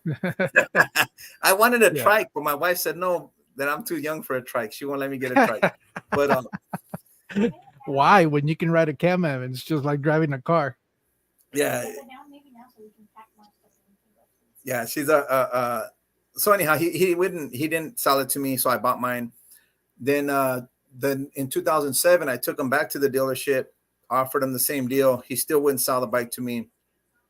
Finally, in 2014 or 16, he called me on a Friday. Hey, you still want that bike? I'm like, I'll be there tomorrow for it. And he's like, I didn't even tell you how much. I don't care how much. I wanted this bike since 2002. So I went and I picked it up on Saturday, on the following day, and it was his first Harley. It was what made me want to ride. And oh, that's They're cool. out here. They're out here. I know they were driving by Yuma. They were going to come to Yuma for, I don't know, of a day or something he had mentioned. That's awesome. Yeah. Maybe when we get older, I mean, she loves riding, dude. I love to see her smile. Riding's cool, but it doesn't beat a car. I know they say, oh, the hair in your wind or all that. Bro, I want some AC in the heat, and I want some heater in the cold. Everybody that rides has these stories how, man, my hands were hurting and my legs were hurting. How is that fun? Let's get in the car and turn on the heat. But so I'm a spoiled brat. I prefer comfort, but my wife likes to ride, so we ride. But yeah, I like camping. I told her, man, I work too hard to pretend that I'm homeless. I ain't gonna go camping. My idea of camping is an RV going along with me and parking it on the side where I'm going to stay. Yes. I ain't doing no more tent. I did plenty of that in the military. I'm not sleeping on the rocks. Yeah, 100%. I'm with you there. So it's like, and that's like I said, in the bikes, they're kind of cool, but if the weather's not perfect, which it almost never is, it's like a car would be so much more. And even when you're going distance, when you're riding, you ride about an hour and a half, you got to stop, stretch, another hour and a half, fill up your tank, another hour and a half, stop, stretch, another hour and a half, you're done, bro. And then if you got to come back home, you ain't making it back home. So you got to spend the night there, and you're miserable the whole ride back home. It's like, no, the craziest thing is having those phantom vibrations from the road, from holding onto the grips for so long that you stop riding, and for hours your hands are just going, you know, you can feel them buzzing from the bike and the road vibration. That's the only thing. Sorry, go ahead. Did you have crotch rocket or Harley? No, I had a Kawasaki Okay. 900. Oh, so like a cruiser. Yeah, cruiser. I've never had again. I have a lot of respect for motorcycles. I still have my license, but I understood that a good fall from a bike, more than likely, you're probably not walking away from it. So I always took it easy. I mean, when I ride my motorcycle, I'm 100% focused on what I'm doing. And that's probably the only time I really do the speed limit. I don't go very fast on my bike. Well, I don't have my bike anymore, but when I used to commute, because I used to have to drive from Mexicali to the Imperial Valley every day. And that's like you said, that's the quickest way to get across the border. So unless I wanted to do a 2 or 3 hour wait for to cross in the car, but so I would go on the motorcycle. But yeah, it's just once I moved here to Yuma, I think I had a bike out of necessity, just for the commute purpose. But I would still take it out on the weekends. That's my wife. Even now, she tells me, "Hey, you wouldn't want to get a bike?" And it's like, yes and no. I mean, I would enjoy it, but the problem is, if I get a bike now, the only reason I never had any mechanical problems was because I used to ride every day. The worst that could happen to a bike is you don't ride it every day, because then all the seals, everything starts getting shrinkage on it, and you get leaks and all these problems. So I have a lot of friends that would only ride once or twice a year, and every time they turn on their bike, they had to go get it maintenance because they weren't riding it. And I think that's where I would fall in now, that by the time that I do come around to wanting to ride it, I'm going to be struggling with that. That's the worst thing you can do to a bike. A bike, you have to ride it so that you don't have any mechanical problems. Yeah, we ride a lot. Actually, right now, this last month, we did a whole month without riding, which is insane. Because we ride every weekend usually, but this last month, with the whole pain and all this crap, it just we haven't ridden that much. But we rode this last weekend a little toy run. But my bike, we lowered it 2 inches in the back, 2.5 in the front, and then I added 4 inches of cushion to the seat so that my wife could actually reach the pedals. And I had 16-inch ape hangers. So I was going to put her some drag bars because she's 4'10". And and she's like, no, leave those on there. I want to try them. I'm like, my love, you can't even reach them. So well, let me at least try it. So where's the camera? Look at she's on her tippy toes, and look at her arms are like up like Superman, and that's how she rides. But she loves it, dude. The 16-inch apes. A lot of dudes will have 14s, and she's crazy, but she really loves. She's 43. I'm 46. Oh, she turned 44. She's 44, so she's going through her midlife crisis. Hey, you never tell a lady's age, John. Yeah, no, you're not going to get dinner anymore. No, she said that she's never had a problem with her age because she's accomplished so much. It's like, I have my wife. I mean, I have my awesome husband, the best on the planet, so good look. I mean, she goes on for hours, but then also she has good kids. We have a nice little house. We have good jobs. So people that have yet, in some cases, they feel like I'm too old to not have accomplished that. I guess his mom was also real small, rides a real big bike. That's funny. There's a guy here where he's on. You need to send me on YouTube. You can't send emails, huh? Well, if you put your email out there, they can contact. That's what I was telling you the other day, that I was having a hard time trying to get a hold of you because you don't have any contact information, unless I came across you in one of the chats. Would be the only way. Or you could I think you could also link your Facebook page if you use that. I tried to update it. It should have my email. Jeff, check it out if you see it. My email should be on there. And you can send me a picture of your mom on her bike, because I want to show my wife. That's crazy. We need to get you on Fish Fam Link, so that all your information's there too. I think there you could also add your whatever contact information you want, and that way people that could be watching this in the future know how to get in touch with you as far as being able to follow your channel and all that stuff. Also, when you do decide to go live, because I know you will, you'll be on there and it'll send out the alerts to the people that are Okay. subscribed that you have scheduled something.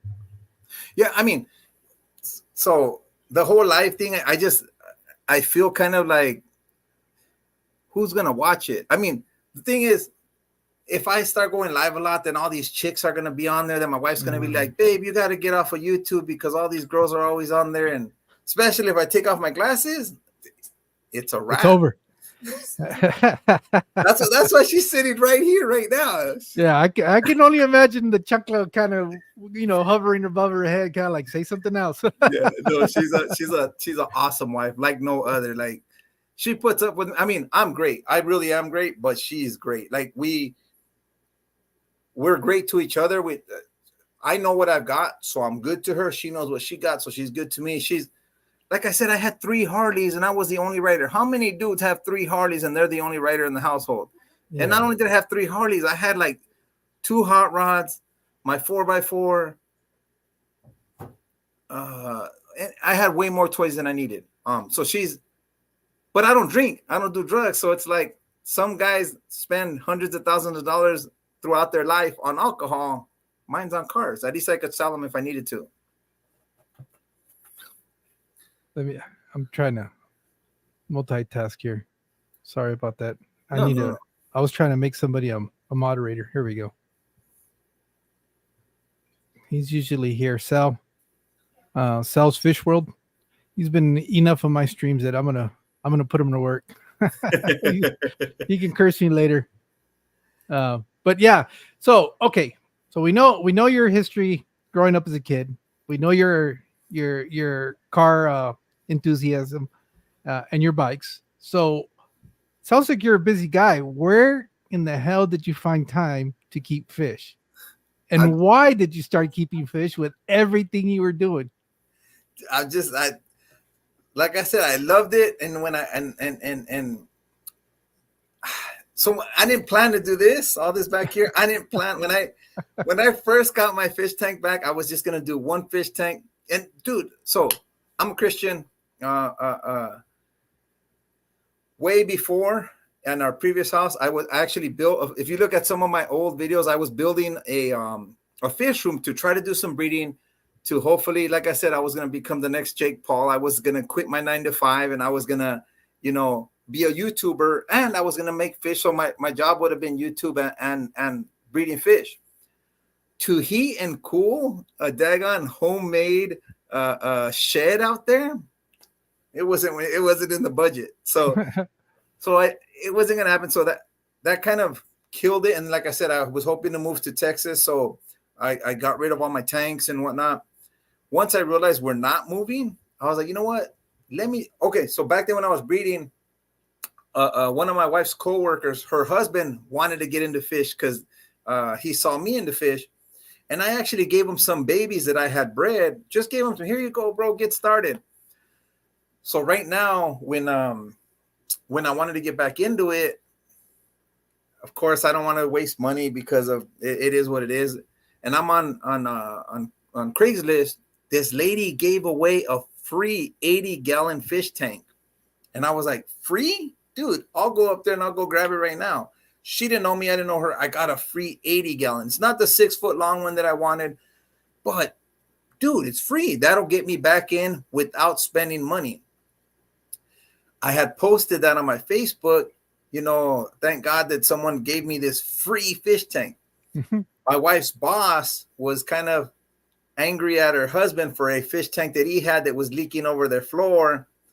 So she says, come and pick this one up, a saltwater 6-foot long acrylic tank with this dude had some high dollar stuff way beyond my knowledge. So then I picked that up. Now I had this 6-foot long tank and it did have a leak. That's why she was annoyed with it. We were kind of able to fix the leak, not quite fix it. It was dripping a tiny bit, not a big deal. I just put a bucket under there and about once a week I emptied the bucket. So then I was like, you know what? I'm going to go back into freshwater. What I understand, I don't understand the saltwater that much. And like I said, he had the beautiful sump and all that, where one time I overfilled the water and it fell out of the sump. I was like, what the heck?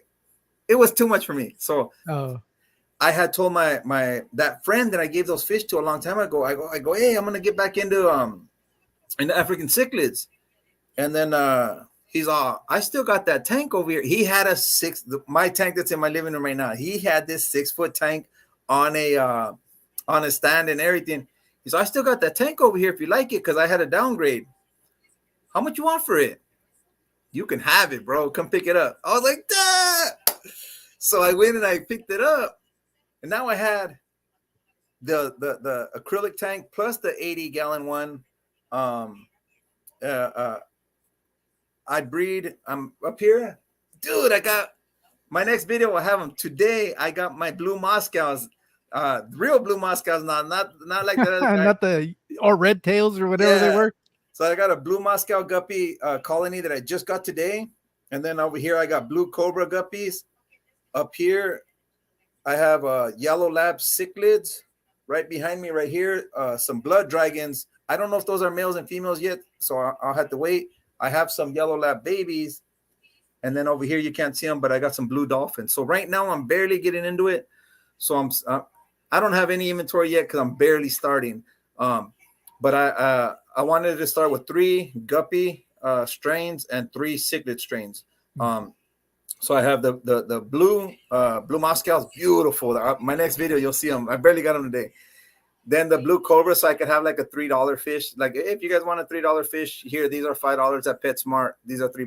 But if you want this other guppy that people don't have around here, those are going to be $7. So I'll have the $7 blue Moscows, and then there's this all red albino, so it's red eye, red guppy, badass. So I'll have a blue or red, and then the mix, and then on the cichlids, blood dragons, yellow labs, and blue dolphins. That's what I'm starting with. Hopefully I'll grow. Hopefully I'll start making a little bit of money, and I'll actually want to do like George there. I want to go into my garage and turn my garage into a fish room. Sky's the limit. Maybe one day I recommend you don't do it until you can get a little mini split for the garage. A who? A mini split. You know those split unit AC units for the garage. I wouldn't do it until you do. It gets hotter there than it does here, though. Okay. I figured how if hot do you guys get in the summer?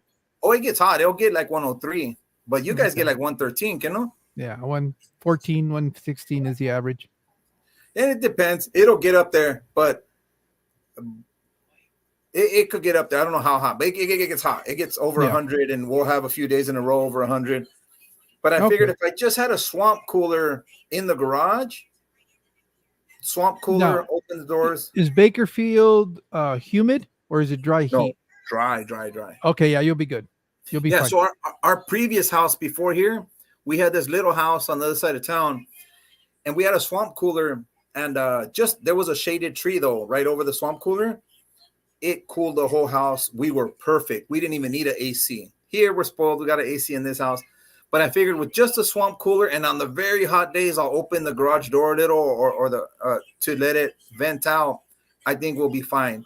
Winters where I'm a little scared is how do I keep them warm? Because even in here in the bedroom, these tanks without heaters in them, they get pretty cold. Not cold enough to kill the fish, but definitely cold enough to make them not really want to mate.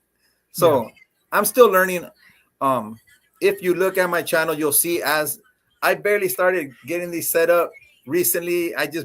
My last video, I barely put the blood dragons and the blue dolphins. I barely put them in. If my very last video that I got, it's only got like 30 something views. But that's fine. And like I said, I don't even have a video of the blue Moscows. I have some that I purchased before that weren't the right ones. I sent them back, and now I got some. I'm really excited. But yeah, anyhow, so yeah, that's what I breed, and what hopefully the future will hold will be a whole lot more. So eventually, that's what you want to do is become a breeder, and is that what your content's going to be geared towards, or what do you plan to do with your channel as far as what you're doing on YouTube? Yeah, so kind of that. I kind of want to hopefully grow an audience that could. YouTube, what is it? It's free advertisement. I know anybody who it's total free advertisement. I can afford free. I really can. So that's kind of what I want to do. And maybe maybe I'll change up my Instagram one day, but I never use it. But I don't know. But I'm going to use these avenues to try and get myself out there. But I would, if it were my world, one day I would have my own fish store. That would be my 9 to 5. I'd work for myself in my own, an actual storefront, not necessarily in my garage. But it might never happen. This might end up being a hobby, which I did want to ask you, George, you don't sell fish and you got all of that? Yeah, I really, it was not my intention. Well, here, I think me and you are kind of like on the same path. Right now, because I am working full time, what little breeds because of just keeping the aquariums, I managed to be able to place around here locally, but I'm not intentionally breeding. The only thing that I am intentionally breeding at this point are the angelfish. And that's because I want to get that experience under my belt. But the idea again is I know that any successful channel that has been on YouTube has not happened overnight. It's a constant work. Most of these guys that are big have been doing this for about 10 years at the bare minimum. So knowing that right now I'm not in a situation where I need this to become productive. This is right now kind of me getting experience, understanding what I'm trying to do, figuring out what I'm doing, especially here as a presence on YouTube, so that when, maybe 12, 15 years down the road, I retire and I decide that now that I have, because the last thing I want to do is retire and not have a routine. I know too many coworkers that once they retired, they became they sat down, they wouldn't do anything else but sit and watch TV all day. And they don't stick around very long. Their health deteriorates real quick. They just, age settles in real quick. And I don't want that to happen to me. So I want to be in a situation by the time I retire, if I'm still doing this 10 years down the road, that I know I have the experience to be able to do what I'm doing, for one thing. And the other thing is, like you said, YouTube is free advertisement. Now, I also understand that the only thing that would set us apart from anybody else is your reputation and your word. So if you tarnish that, it doesn't matter what you do. People, if it gets tarnished, it gets tarnished, and people don't want to deal with you. So I know that in those 10 years, I need to make sure that I am who I say I am, and work on breeding stuff, so that by the time that time comes around and I decide that, yeah, this is what I want to do as a side hustle, then by that time maybe I have a clientele base. Maybe there's people that want to be able to buy some of the stuff that I'm doing. Right now, like I said, with the angelfish, and the only reason I'm kind of doing that now is because over the course of the time, you start establishing relationships with certain people, and I've managed to make a connection with one of the stores in Phoenix, and he happened to see because I post this stuff like on Instagram. I tend to use all the social medias. That's what I was going to tell you a little bit. Don't shy away from using all these other tools that are out there, because ultimately your landing base is going to be YouTube, because YouTube is what's monetized. YouTube is what's going to get you the bigger audience. But I've managed to make, like, for example, Sells Fish World. I met him on Instagram. MC is another young man that I met on Instagram.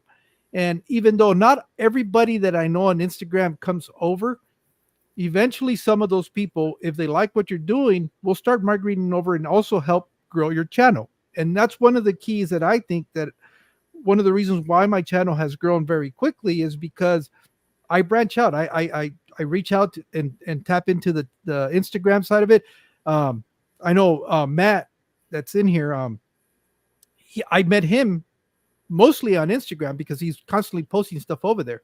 And then I found out he had his YouTube channel, and now I follow him here on YouTube. And then I also, TikTok is kind of like a second thought to me. I don't really, I kind of go over there, but I know there's a big fish community down there too. So why not take advantage of it? Yeah, you're not going to get the 1,000 subs that you have on Instagram or that you could potentially have on TikTok.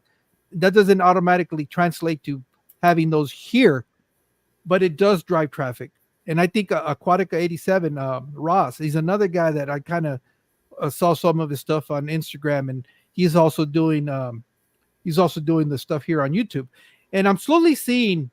I don't know if it's because I'm paying more attention to it because I'm kind of doing the same thing, that I'm noticing more people that are doing stuff on Instagram. But you treat the platforms a little bit different. I know Instagram is more like posting like shorts that YouTube has now, but you do little clips, little videos. I'm not doing any long form content whatsoever on Instagram. Maybe I should, maybe I don't know, but I hardly do any here, so I'm not going to try to do some Instagram that I'm not even doing here. But anyways, I've been taking advantage of all of that, and it's, people say, oh yeah, but you're not getting anybody. Yeah, but I constantly get 1 or 2 subscribers every day, and a lot of them are from different areas. It's not all necessarily YouTube. So it's like everything else. How much are you willing to hustle? How much are you willing to work is what you're going to get in return. Yes, A lot of people get frustrated with YouTube because they say their channel doesn't grow, but really, what are you doing? I mean, are you really doing stuff out there that people could find interesting? Or you're just under the assumption because you're part of a community, that community is automatically gonna come to you and subscribe to you. That it doesn't work that way. I mean, you do get a lot of support, and a lot of people will do that.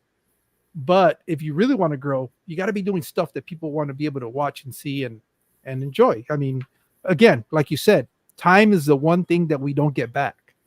So you're gonna give your time to stuff that you enjoy. So that's the way I look at it, and that's why, like these conversations, I personally really enjoy them. But it seems like some of the other people are also enjoying them, so that kind of gives me motivation to continue to do that. And everybody, live streaming is not necessarily for everybody, or you have to do it. You got to find the one thing that you're good at, and kind of follow that, or not necessarily good at, but that you feel you're a little bit better at, or you're getting a little bit more response to it. Then follow that niche, follow that, because there isn't like a formula. Well, I guess it could be, but I mean, I just find it that it's easier to be more productive when you're doing something you like. Yeah, I don't blame you. I mean, you have the opportunity to talk to me. If I wasn't me, I would want to talk to me too. So it's definitely a plus. But yeah, no, I think I would go live one day. I would love to take advantage of all of these other social medias. I just don't. I'm not even so YouTube. I'm a large long content. The shorts I don't like that much. I don't know why. I can watch a video. I can watch a video of you interviewing someone for an hour, 2 hours, 3 hours. I enjoy that because you get to know people, you get knowledge. The shorts are kind of cool, but I don't enjoy them as much as something a little bit long, especially because a lot of times the shorts is just music and a fish. It's not really someone telling me what am I looking at, or why do you like this? Why do you feel like recording this right now? Like, tell me it changes from person to person. Like, you can hear in some of my videos, like right now, I'm so excited about these daggone blue Moscows. I can't wait to record them. But you'll hear that in my voice. You'll see why do I want you to look at this? I don't want to waste your time. You don't get it back. I don't want to waste anybody's time. I try to put out content that I would hope people would like to watch. And I try to keep it short. If you notice, most of my videos are like 3 minutes or less, because sometimes people don't have time to watch, a 10, 20, 30-minute video. So I try to keep it short. Sometimes they go a little longer. I really wanted to keep them right around 2 minutes, but sometimes I got too much to say, especially as the room grows and I got more stuff. But yeah, I no one knows what the future holds, but I do hope to utilize all the social medias for that free advertisement. When it comes to TikTok, my wife has a really cool TikTok. She's it's about her writing, but it's about her silliness. It's actually enjoyable.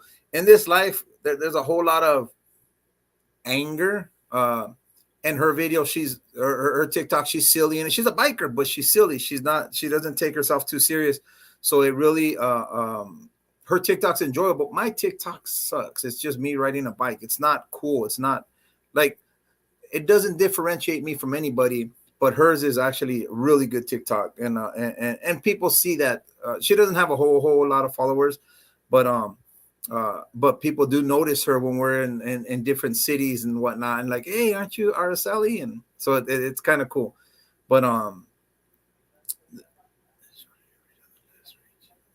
wow, I might have to take that into consideration. Yeah. So I'm on Facebook too. One of my videos, not this last video, but the one before that, it stopped right around like 40 something views, and I was like, oh man. And I'm part of this cichlid group on Facebook, and it's got like 60,000 members worldwide. So I posted it in there, and I did want questions about the breeding, if the blue dolphins would breed with the yellow labs, because I'd like to put them all together in the bigger tank instead of the smaller ones, but I don't want them to crossbreed. But so I put it on there. I said, hey, you cichlid lovers, can you help me with this question to know if they will crossbreed? And I put it on there, and I'm guessing they watched it enough of them, 2 or 3 or 5 of them watched it, that it probably made it kind of get on the feeds. So that video that was stuck at like 40 views is sitting like at 350 views, which isn't a lot, but it's a lot for me. You know what I mean? But yeah, I'm not as much on the Instagram. I rarely post on there. Even on Facebook, I don't post a whole lot, but that's more kind of family and whatnot. And I have 2 Facebooks actually. One, I used to have a car club called America's Finest, and it was called America's Finest, the actual Facebook.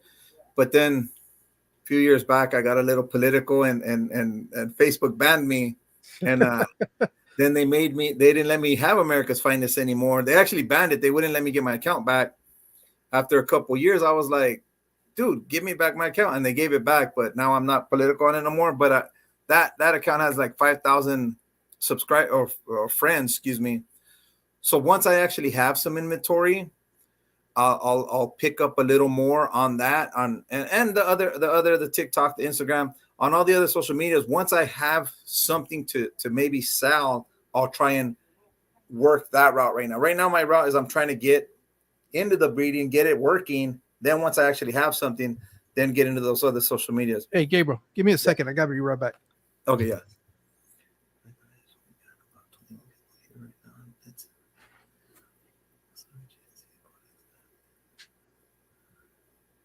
Thank you so much, Fathom. I agree. I 500 is a lot. I mean, I'm getting there, and it's slow, but I do appreciate each and every subscriber.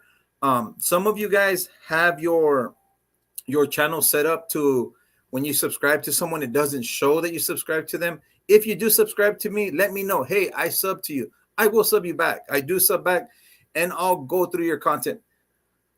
I will say, if all your content is just a video with music for 30 minutes, I'm not going to watch that. But anything that you want to talk, you want to tell me why I'm looking at whatever you're showing me, have that. And then not one-on-one, but you know, that personalized aspect of it. I will watch your video. I do watch them in their entirety. I'm not the guy that watches 5 seconds and clicks to the next video. I watch it in its entirety. I do comment. So I'm in Bakersfield, California. That's where I stay. Thank you, MC. If it doesn't show, can you comment on any one of my videos, just telling me that you subbed? I will sub you back. I don't have. Oh, okay, that's fine. But yeah, maybe one day you will, MC. Maybe one day you will put content. You just never know. Awesome. If you guys have that turned off where I can't see that you sub me, comment on my video. Just say I subbed you. that way I can sub you back. Whether you have content or not, like I said, MC, maybe one day you will decide to have content, and it will help to have those people that they return the love to you when you do sub to them. I'm always open for comments, concerns, questions. I want my content to be something that people want to watch, because, like I told George, the one thing in life that you never get back is time. Once you spend that time doing something, you've lost it forever. So I want to make sure that I'm not just a suck on people's time. I want them to enjoy the content and what they're looking at.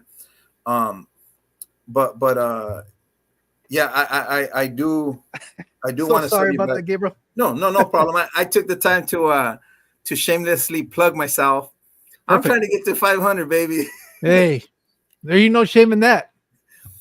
But yeah, no, I do, like I was telling you, I watch the content in its entirety, unless it's 30, even 3 minutes of just music and a fish. It's hard for me to watch it. But if I commented on your video, I watched the whole video, or I won't comment. I will, like I said, at times if I'm seeing it and it's like, okay, you know what, I'm out of this video, but I won't comment so that you don't even know that I was there. But it is hard for me to just watch music and just talk to me. Tell me why I'm looking at what I'm looking at, and I will look at it. But that's just my. How short are you from 100? I mean, 500.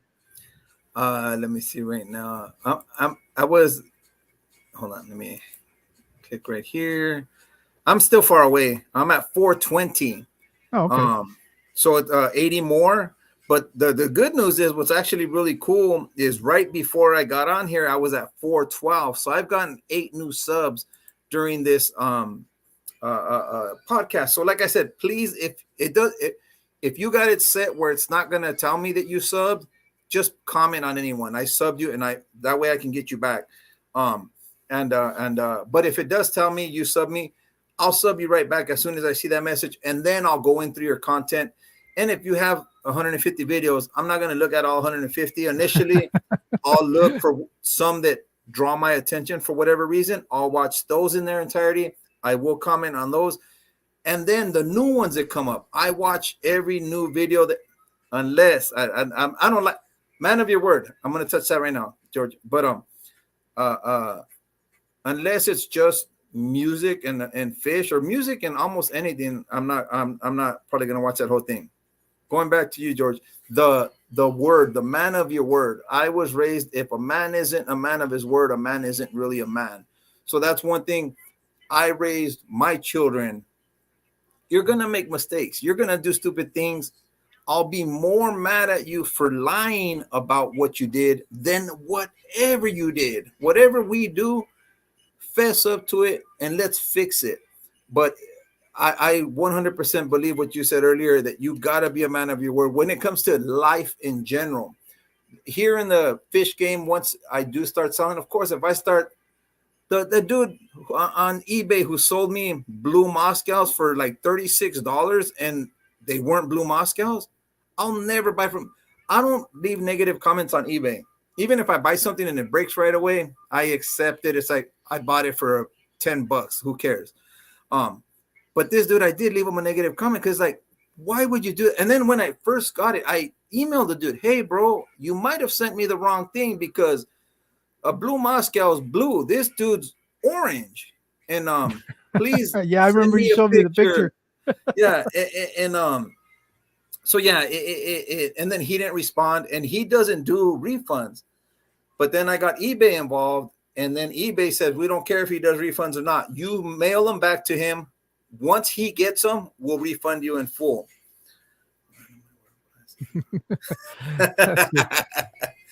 Yeah, I feel you there. That you and I got a little things in common there, Aqua. But yeah, it is very important. That is, your word is your bond. You have to keep it. And like I told you, I'd be here. I'm here. I it's very important when you give your word that you follow through with it in every aspect, especially, like I said, when it comes to business, you need to have that in mind. A lot of people don't like their jobs. There was periods of time where I hated my job. So if I got to give my money to you, I don't, be honest, sell me what I'm buying, because those were hours of my life that I lost. You know, the Blue Moscows up here, that's $40. That's 2 hours of my life that I lost. I can't get those 2 hours back, you know. So be honest. I'm going to be honest all the time. But yeah, be a man of your word. It's very, very important in every aspect of life, in my opinion. Well, and here's the thing though. Like, you understand the concept because you're trying to in the future probably make this a business. The thing is, although our community might seem to be pretty big, it really isn't. You'll be surprised how many people are actually connected, you know, through friendships and stuff like that. So if you burn somebody thinking that it's not going to get back to you, you'll be surprised how quickly people find out. And so if you start becoming one of these persons that you're not trustworthy, people are not going to want to deal with you. And so just avoid it. Be as honest and as sincere as you can be, because at the end of the day, that's all we really have. I mean, that's what it boils down to. So, and it's not something that it's taken me time to understand it. I wish I was more like that when I was younger, but I think life lessons kind of also shape who we become as we get older.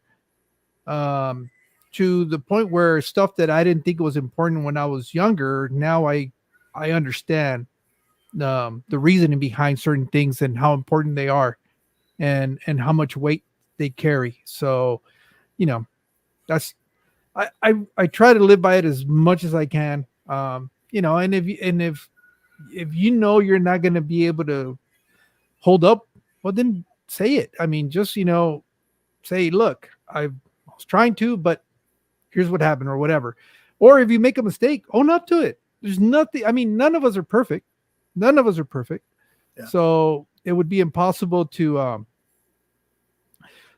say that we don't make mistakes. I mean, just don't lie about it. I guess, like you said, it's the worst thing you can do is lie about something, because then it just snowballs and gets bigger and bigger and worse and worse. Yeah, 100%. Yeah, no, Dr. Anthony, this is not big time.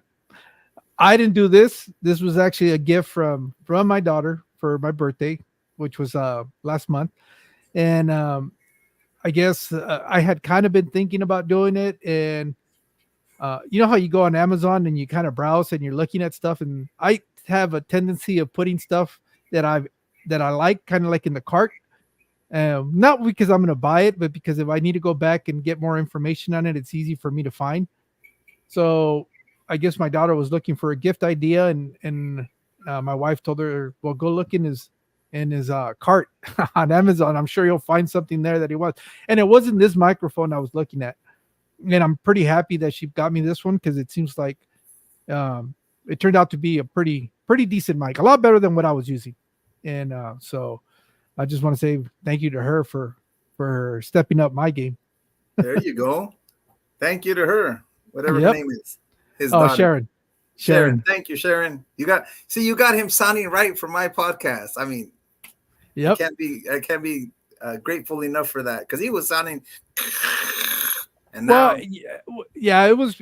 I guess I was having volume problems too, and that mic that I was using was a better mic than the default mics that these laptops have, but it was not necessarily designed for podcasting.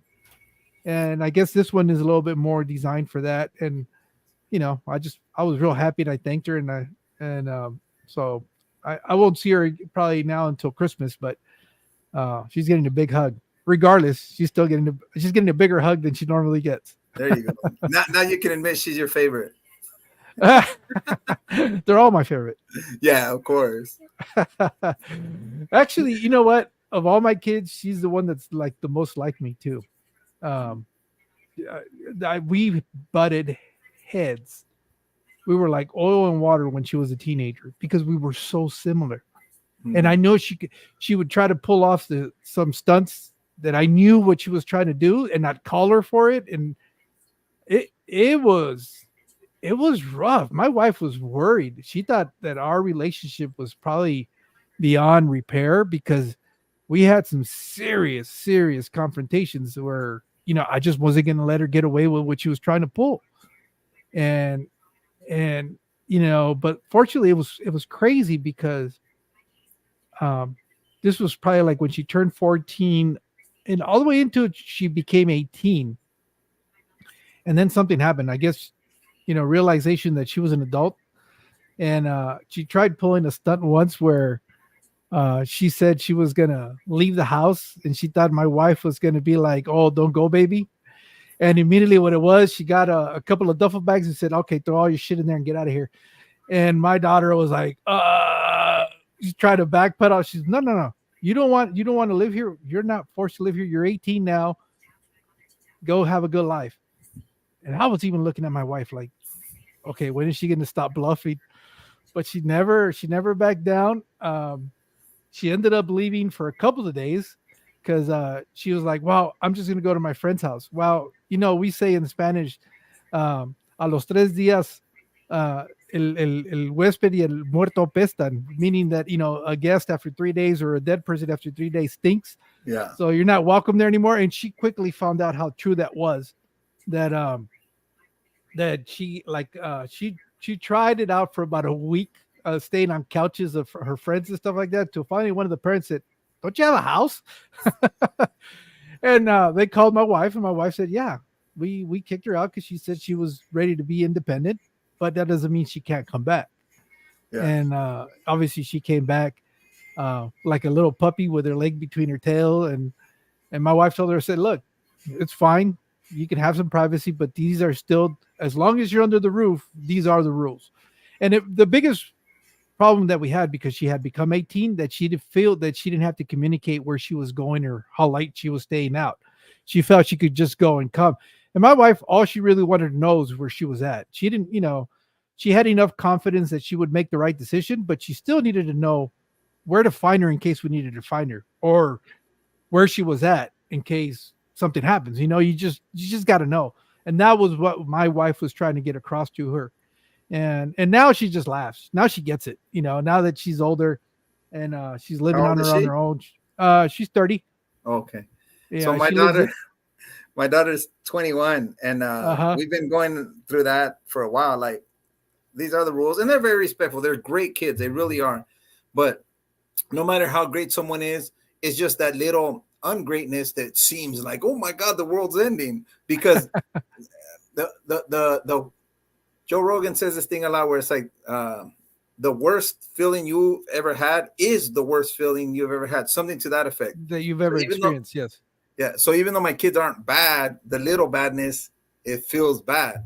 But like, so when my daughter was like, hey, I'm going to get out, she wasn't fully out. If you look at my first video that I started setting up this fish room, her TV was still there. She wasn't even fully out. But I wanted to let her know, once you're out, you're out.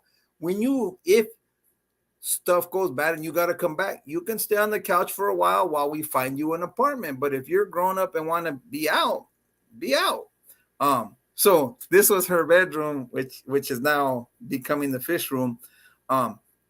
She's had a job since she was 16. Once she turned 18, she's been full time, and she bought herself this little Audi, and they're good kids. They're great kids, actually. But every kid's gonna test their parents, and it just and it's even though he's 18, she was 21, and she's 21, excuse me, because this just barely happened. If you look at my videos, it wasn't that long ago. We have rules. You have a curfew. We have rules that you must adhere to, or if you want to be grown, you can go be grown as well. Well, we love them, and dude, we're buying more food for my daughter right now that she moved out than when she lived here. She shops over here every day. Yeah. Today, my wife, she had a little bucket on top that said for baby Gabriel, his lunch, then my lunch, Poppy, with the heart on it. And then I was like, did Gabriel forget his lunch? Because I saw another bucket right there. So Gabriel leaves before me. So I thought he left his lunch, but then I picked mine up, and then the bottom one is for Gabriela. It's like, dude, she don't even live here, and you're making her lunch so she could come pick it. My wife needs to learn how to cut the cord. Oh, yeah, my kids. So my name's Gabriel. My son is Gabriel, and my daughter is Gabriela. We all three have the same name. My The Gabes. yeah, my daughter, she's named Gabriela Angelina, which is after me and after her grandmother that passed away when my wife was pregnant. And my son is Gabriel Angel, so it's after me and after his grandma as well. So they both have the same name. Their first names literally is just she has an A at the end and he doesn't. But it's Gabriel Angel and Gabriela Angelina. Los Gabi. Yeah. So but yeah. So how many kids do you have, George? I have 4. 4. Ooh, all of them still at home? No, none of Okay. them at home. None of them at. That's where I want to get to one day. What's the youngest? 23. Dang, and that kid left already? I don't know if my son's ever leaving. So when they were gonna move out, they were gonna move out together. I found them an apartment, and then he realized how good he has it. So he's like, "Nah, I'm not leaving. I don't have to pay rent." And like I said, he just bought himself a brand new car. It had 2 miles, and this kid, by the next day, he bought it Saturday. On Sunday morning, he had 120 something miles on it. It's like, dude, where did you go? It was just in one day he drove around showing everybody his car. It's a nice little car. So it's a huge step for him, but he works hard. Like I said, he does with remodeling. So it's a hard labor job, but he's very good. His boss says he's really good. His coworkers say he's really good. So it's beautiful.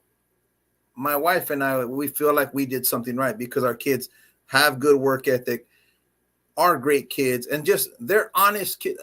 Like I said, everybody makes mistakes, but overall, they're great kids. You know, we're very blessed. So I'm Mexican American. Yeah, I was born here in California, in Oxnard, and but my mom was actually born in Texas. Where in Texas, my love? Harlingen, Texas. Harlingen. I guess it's near Corpus Christi. Okay. And but her parents are straight from Michoacan, and then my dad's straight from Jalisco. So I'm of Mexican blood, yes, but I was born here. I speak pretty fluent Spanish. My dad didn't allow us to speak English growing up because they said we would forget Spanish, so he would spank us if we spoke English. But then my mom left them when I was like 5, so I kind of stopped. But I can get by. But there's like any word that you didn't learn by the age of 5, I probably don't know it. So Well, you can still learn it though. Oh yeah. You can still learn it. I learned most of my Spanish, believe it or not, probably within the last 10 years. And that was because of a job that I had where I had to do public speaking, and I had to do it in Spanish, and I had to learn Spanish. I thought I knew Spanish until I started talking to people that spoke Spanish. Yeah. And then you quickly realize you don't speak Spanish. I mean, you get by, but you don't speak Spanish. So I've had to work at it pretty hard to the point now where I can get by, but they can tell right away, yeah, you're from the north. It is el norte. Yeah, bro. And what happens when you go to Mexico and you buy stuff, they know that, and they charge you. I was buying a raspado. So my tia went and she's on, how much are they? This was a long time ago. It's $1 each. Okay, cool. So she says, give me one. And then I got one, and then I got another one. So it should have been $3. So I go, all right, how much? He's all $6. I'm not gonna argue. I mean, for $1, you know what I mean? So I was gonna pay him the 6, and my tia walked back. Yeah,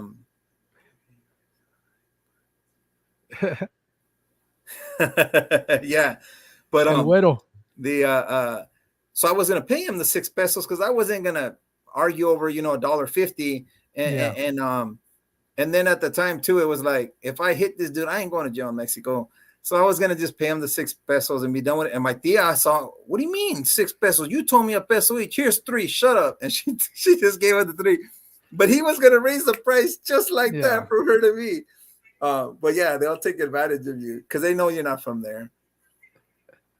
Yeah. Well, Gabriel, we've been on for almost over 2 hours. I know that we could probably go on for another hour or so, but A la otra. yeah, say no. We haven't even scratched the surface with you. No, There's no, still we'll, more we'll, to- we'll get another one. We'll get another one. But yeah, we'll have more happenings. I thank you for having me on here. I appreciate it. My wife's over here laying down bored. She hears me talk quite often. I'm just like you. We both like to chat. But thank you for having me on. I really do appreciate it. I'm glad we were able to do it. And even without the preparation, we jumped on. It worked out, like you said. Yeah. 2 hours. Well, I felt pretty confident with you because we have had conversations prior to this. And the only thing that, like I said, I felt bad because typically I'll like you've seen, I like to announce it at minimum 3 days out so that people are aware and they can come and watch it. But fortunately, people were kind of already under the impression I was having a guest tonight, so they still were able to come. It might not have been the guest they were hoping to see, but hopefully they got to meet you. And knowing you easily want them over. So I wouldn't be surprised that, your subscriber count starts going up. And as for Michael, I guess something personal must have come up this morning where he wasn't going to be able to be here tonight. And he had kind of let me know yesterday, and I told him, I said, that's fine. I understand that there's a lot of stuff. He's got a lot of moving things going on right now, both personally and health-wise. So, it's understandable that things will come up, but he texted me back this morning and said if we could do this tomorrow. So that's why I have back-to-backs, is just because Michael's going to be available tomorrow. So tomorrow night, I'll be having Michael's from Michael's Fish Room on. So, and then the rest of them are ones that I had already programmed. After him, we have Matt Gray. You might see it as Mentality Films, and that's going to be fun. Because he's got a lot of experience when it comes to YouTubing, as far as putting out quality products, as far as videos and stuff like that. And I'm looking forward to have that conversation with Matt. So, but again, thank you, all of you that mostly, it seems like everybody hung out for the last 2 hours, which is amazing. But thank you guys for supporting me. That's you being here is all the support that one can ask for. And hopefully this means that you like what I'm doing, and we'll continue to do it as long as you guys continue to support. So with that said, Gabriel, thank you. Anything you want to tell everybody before we jump off? No, just thank you for coming. Like I said, sub. If you do sub and it doesn't show, let me know that you sub. Just comment on the video so I can sub back. And I'm always open for any critiques. I do want to have the best content I possibly can. Thank you once again, George, for having me on here. I really appreciate it. And we'll do it again. All right. Well, thank you guys, everybody. And you guys have a great night.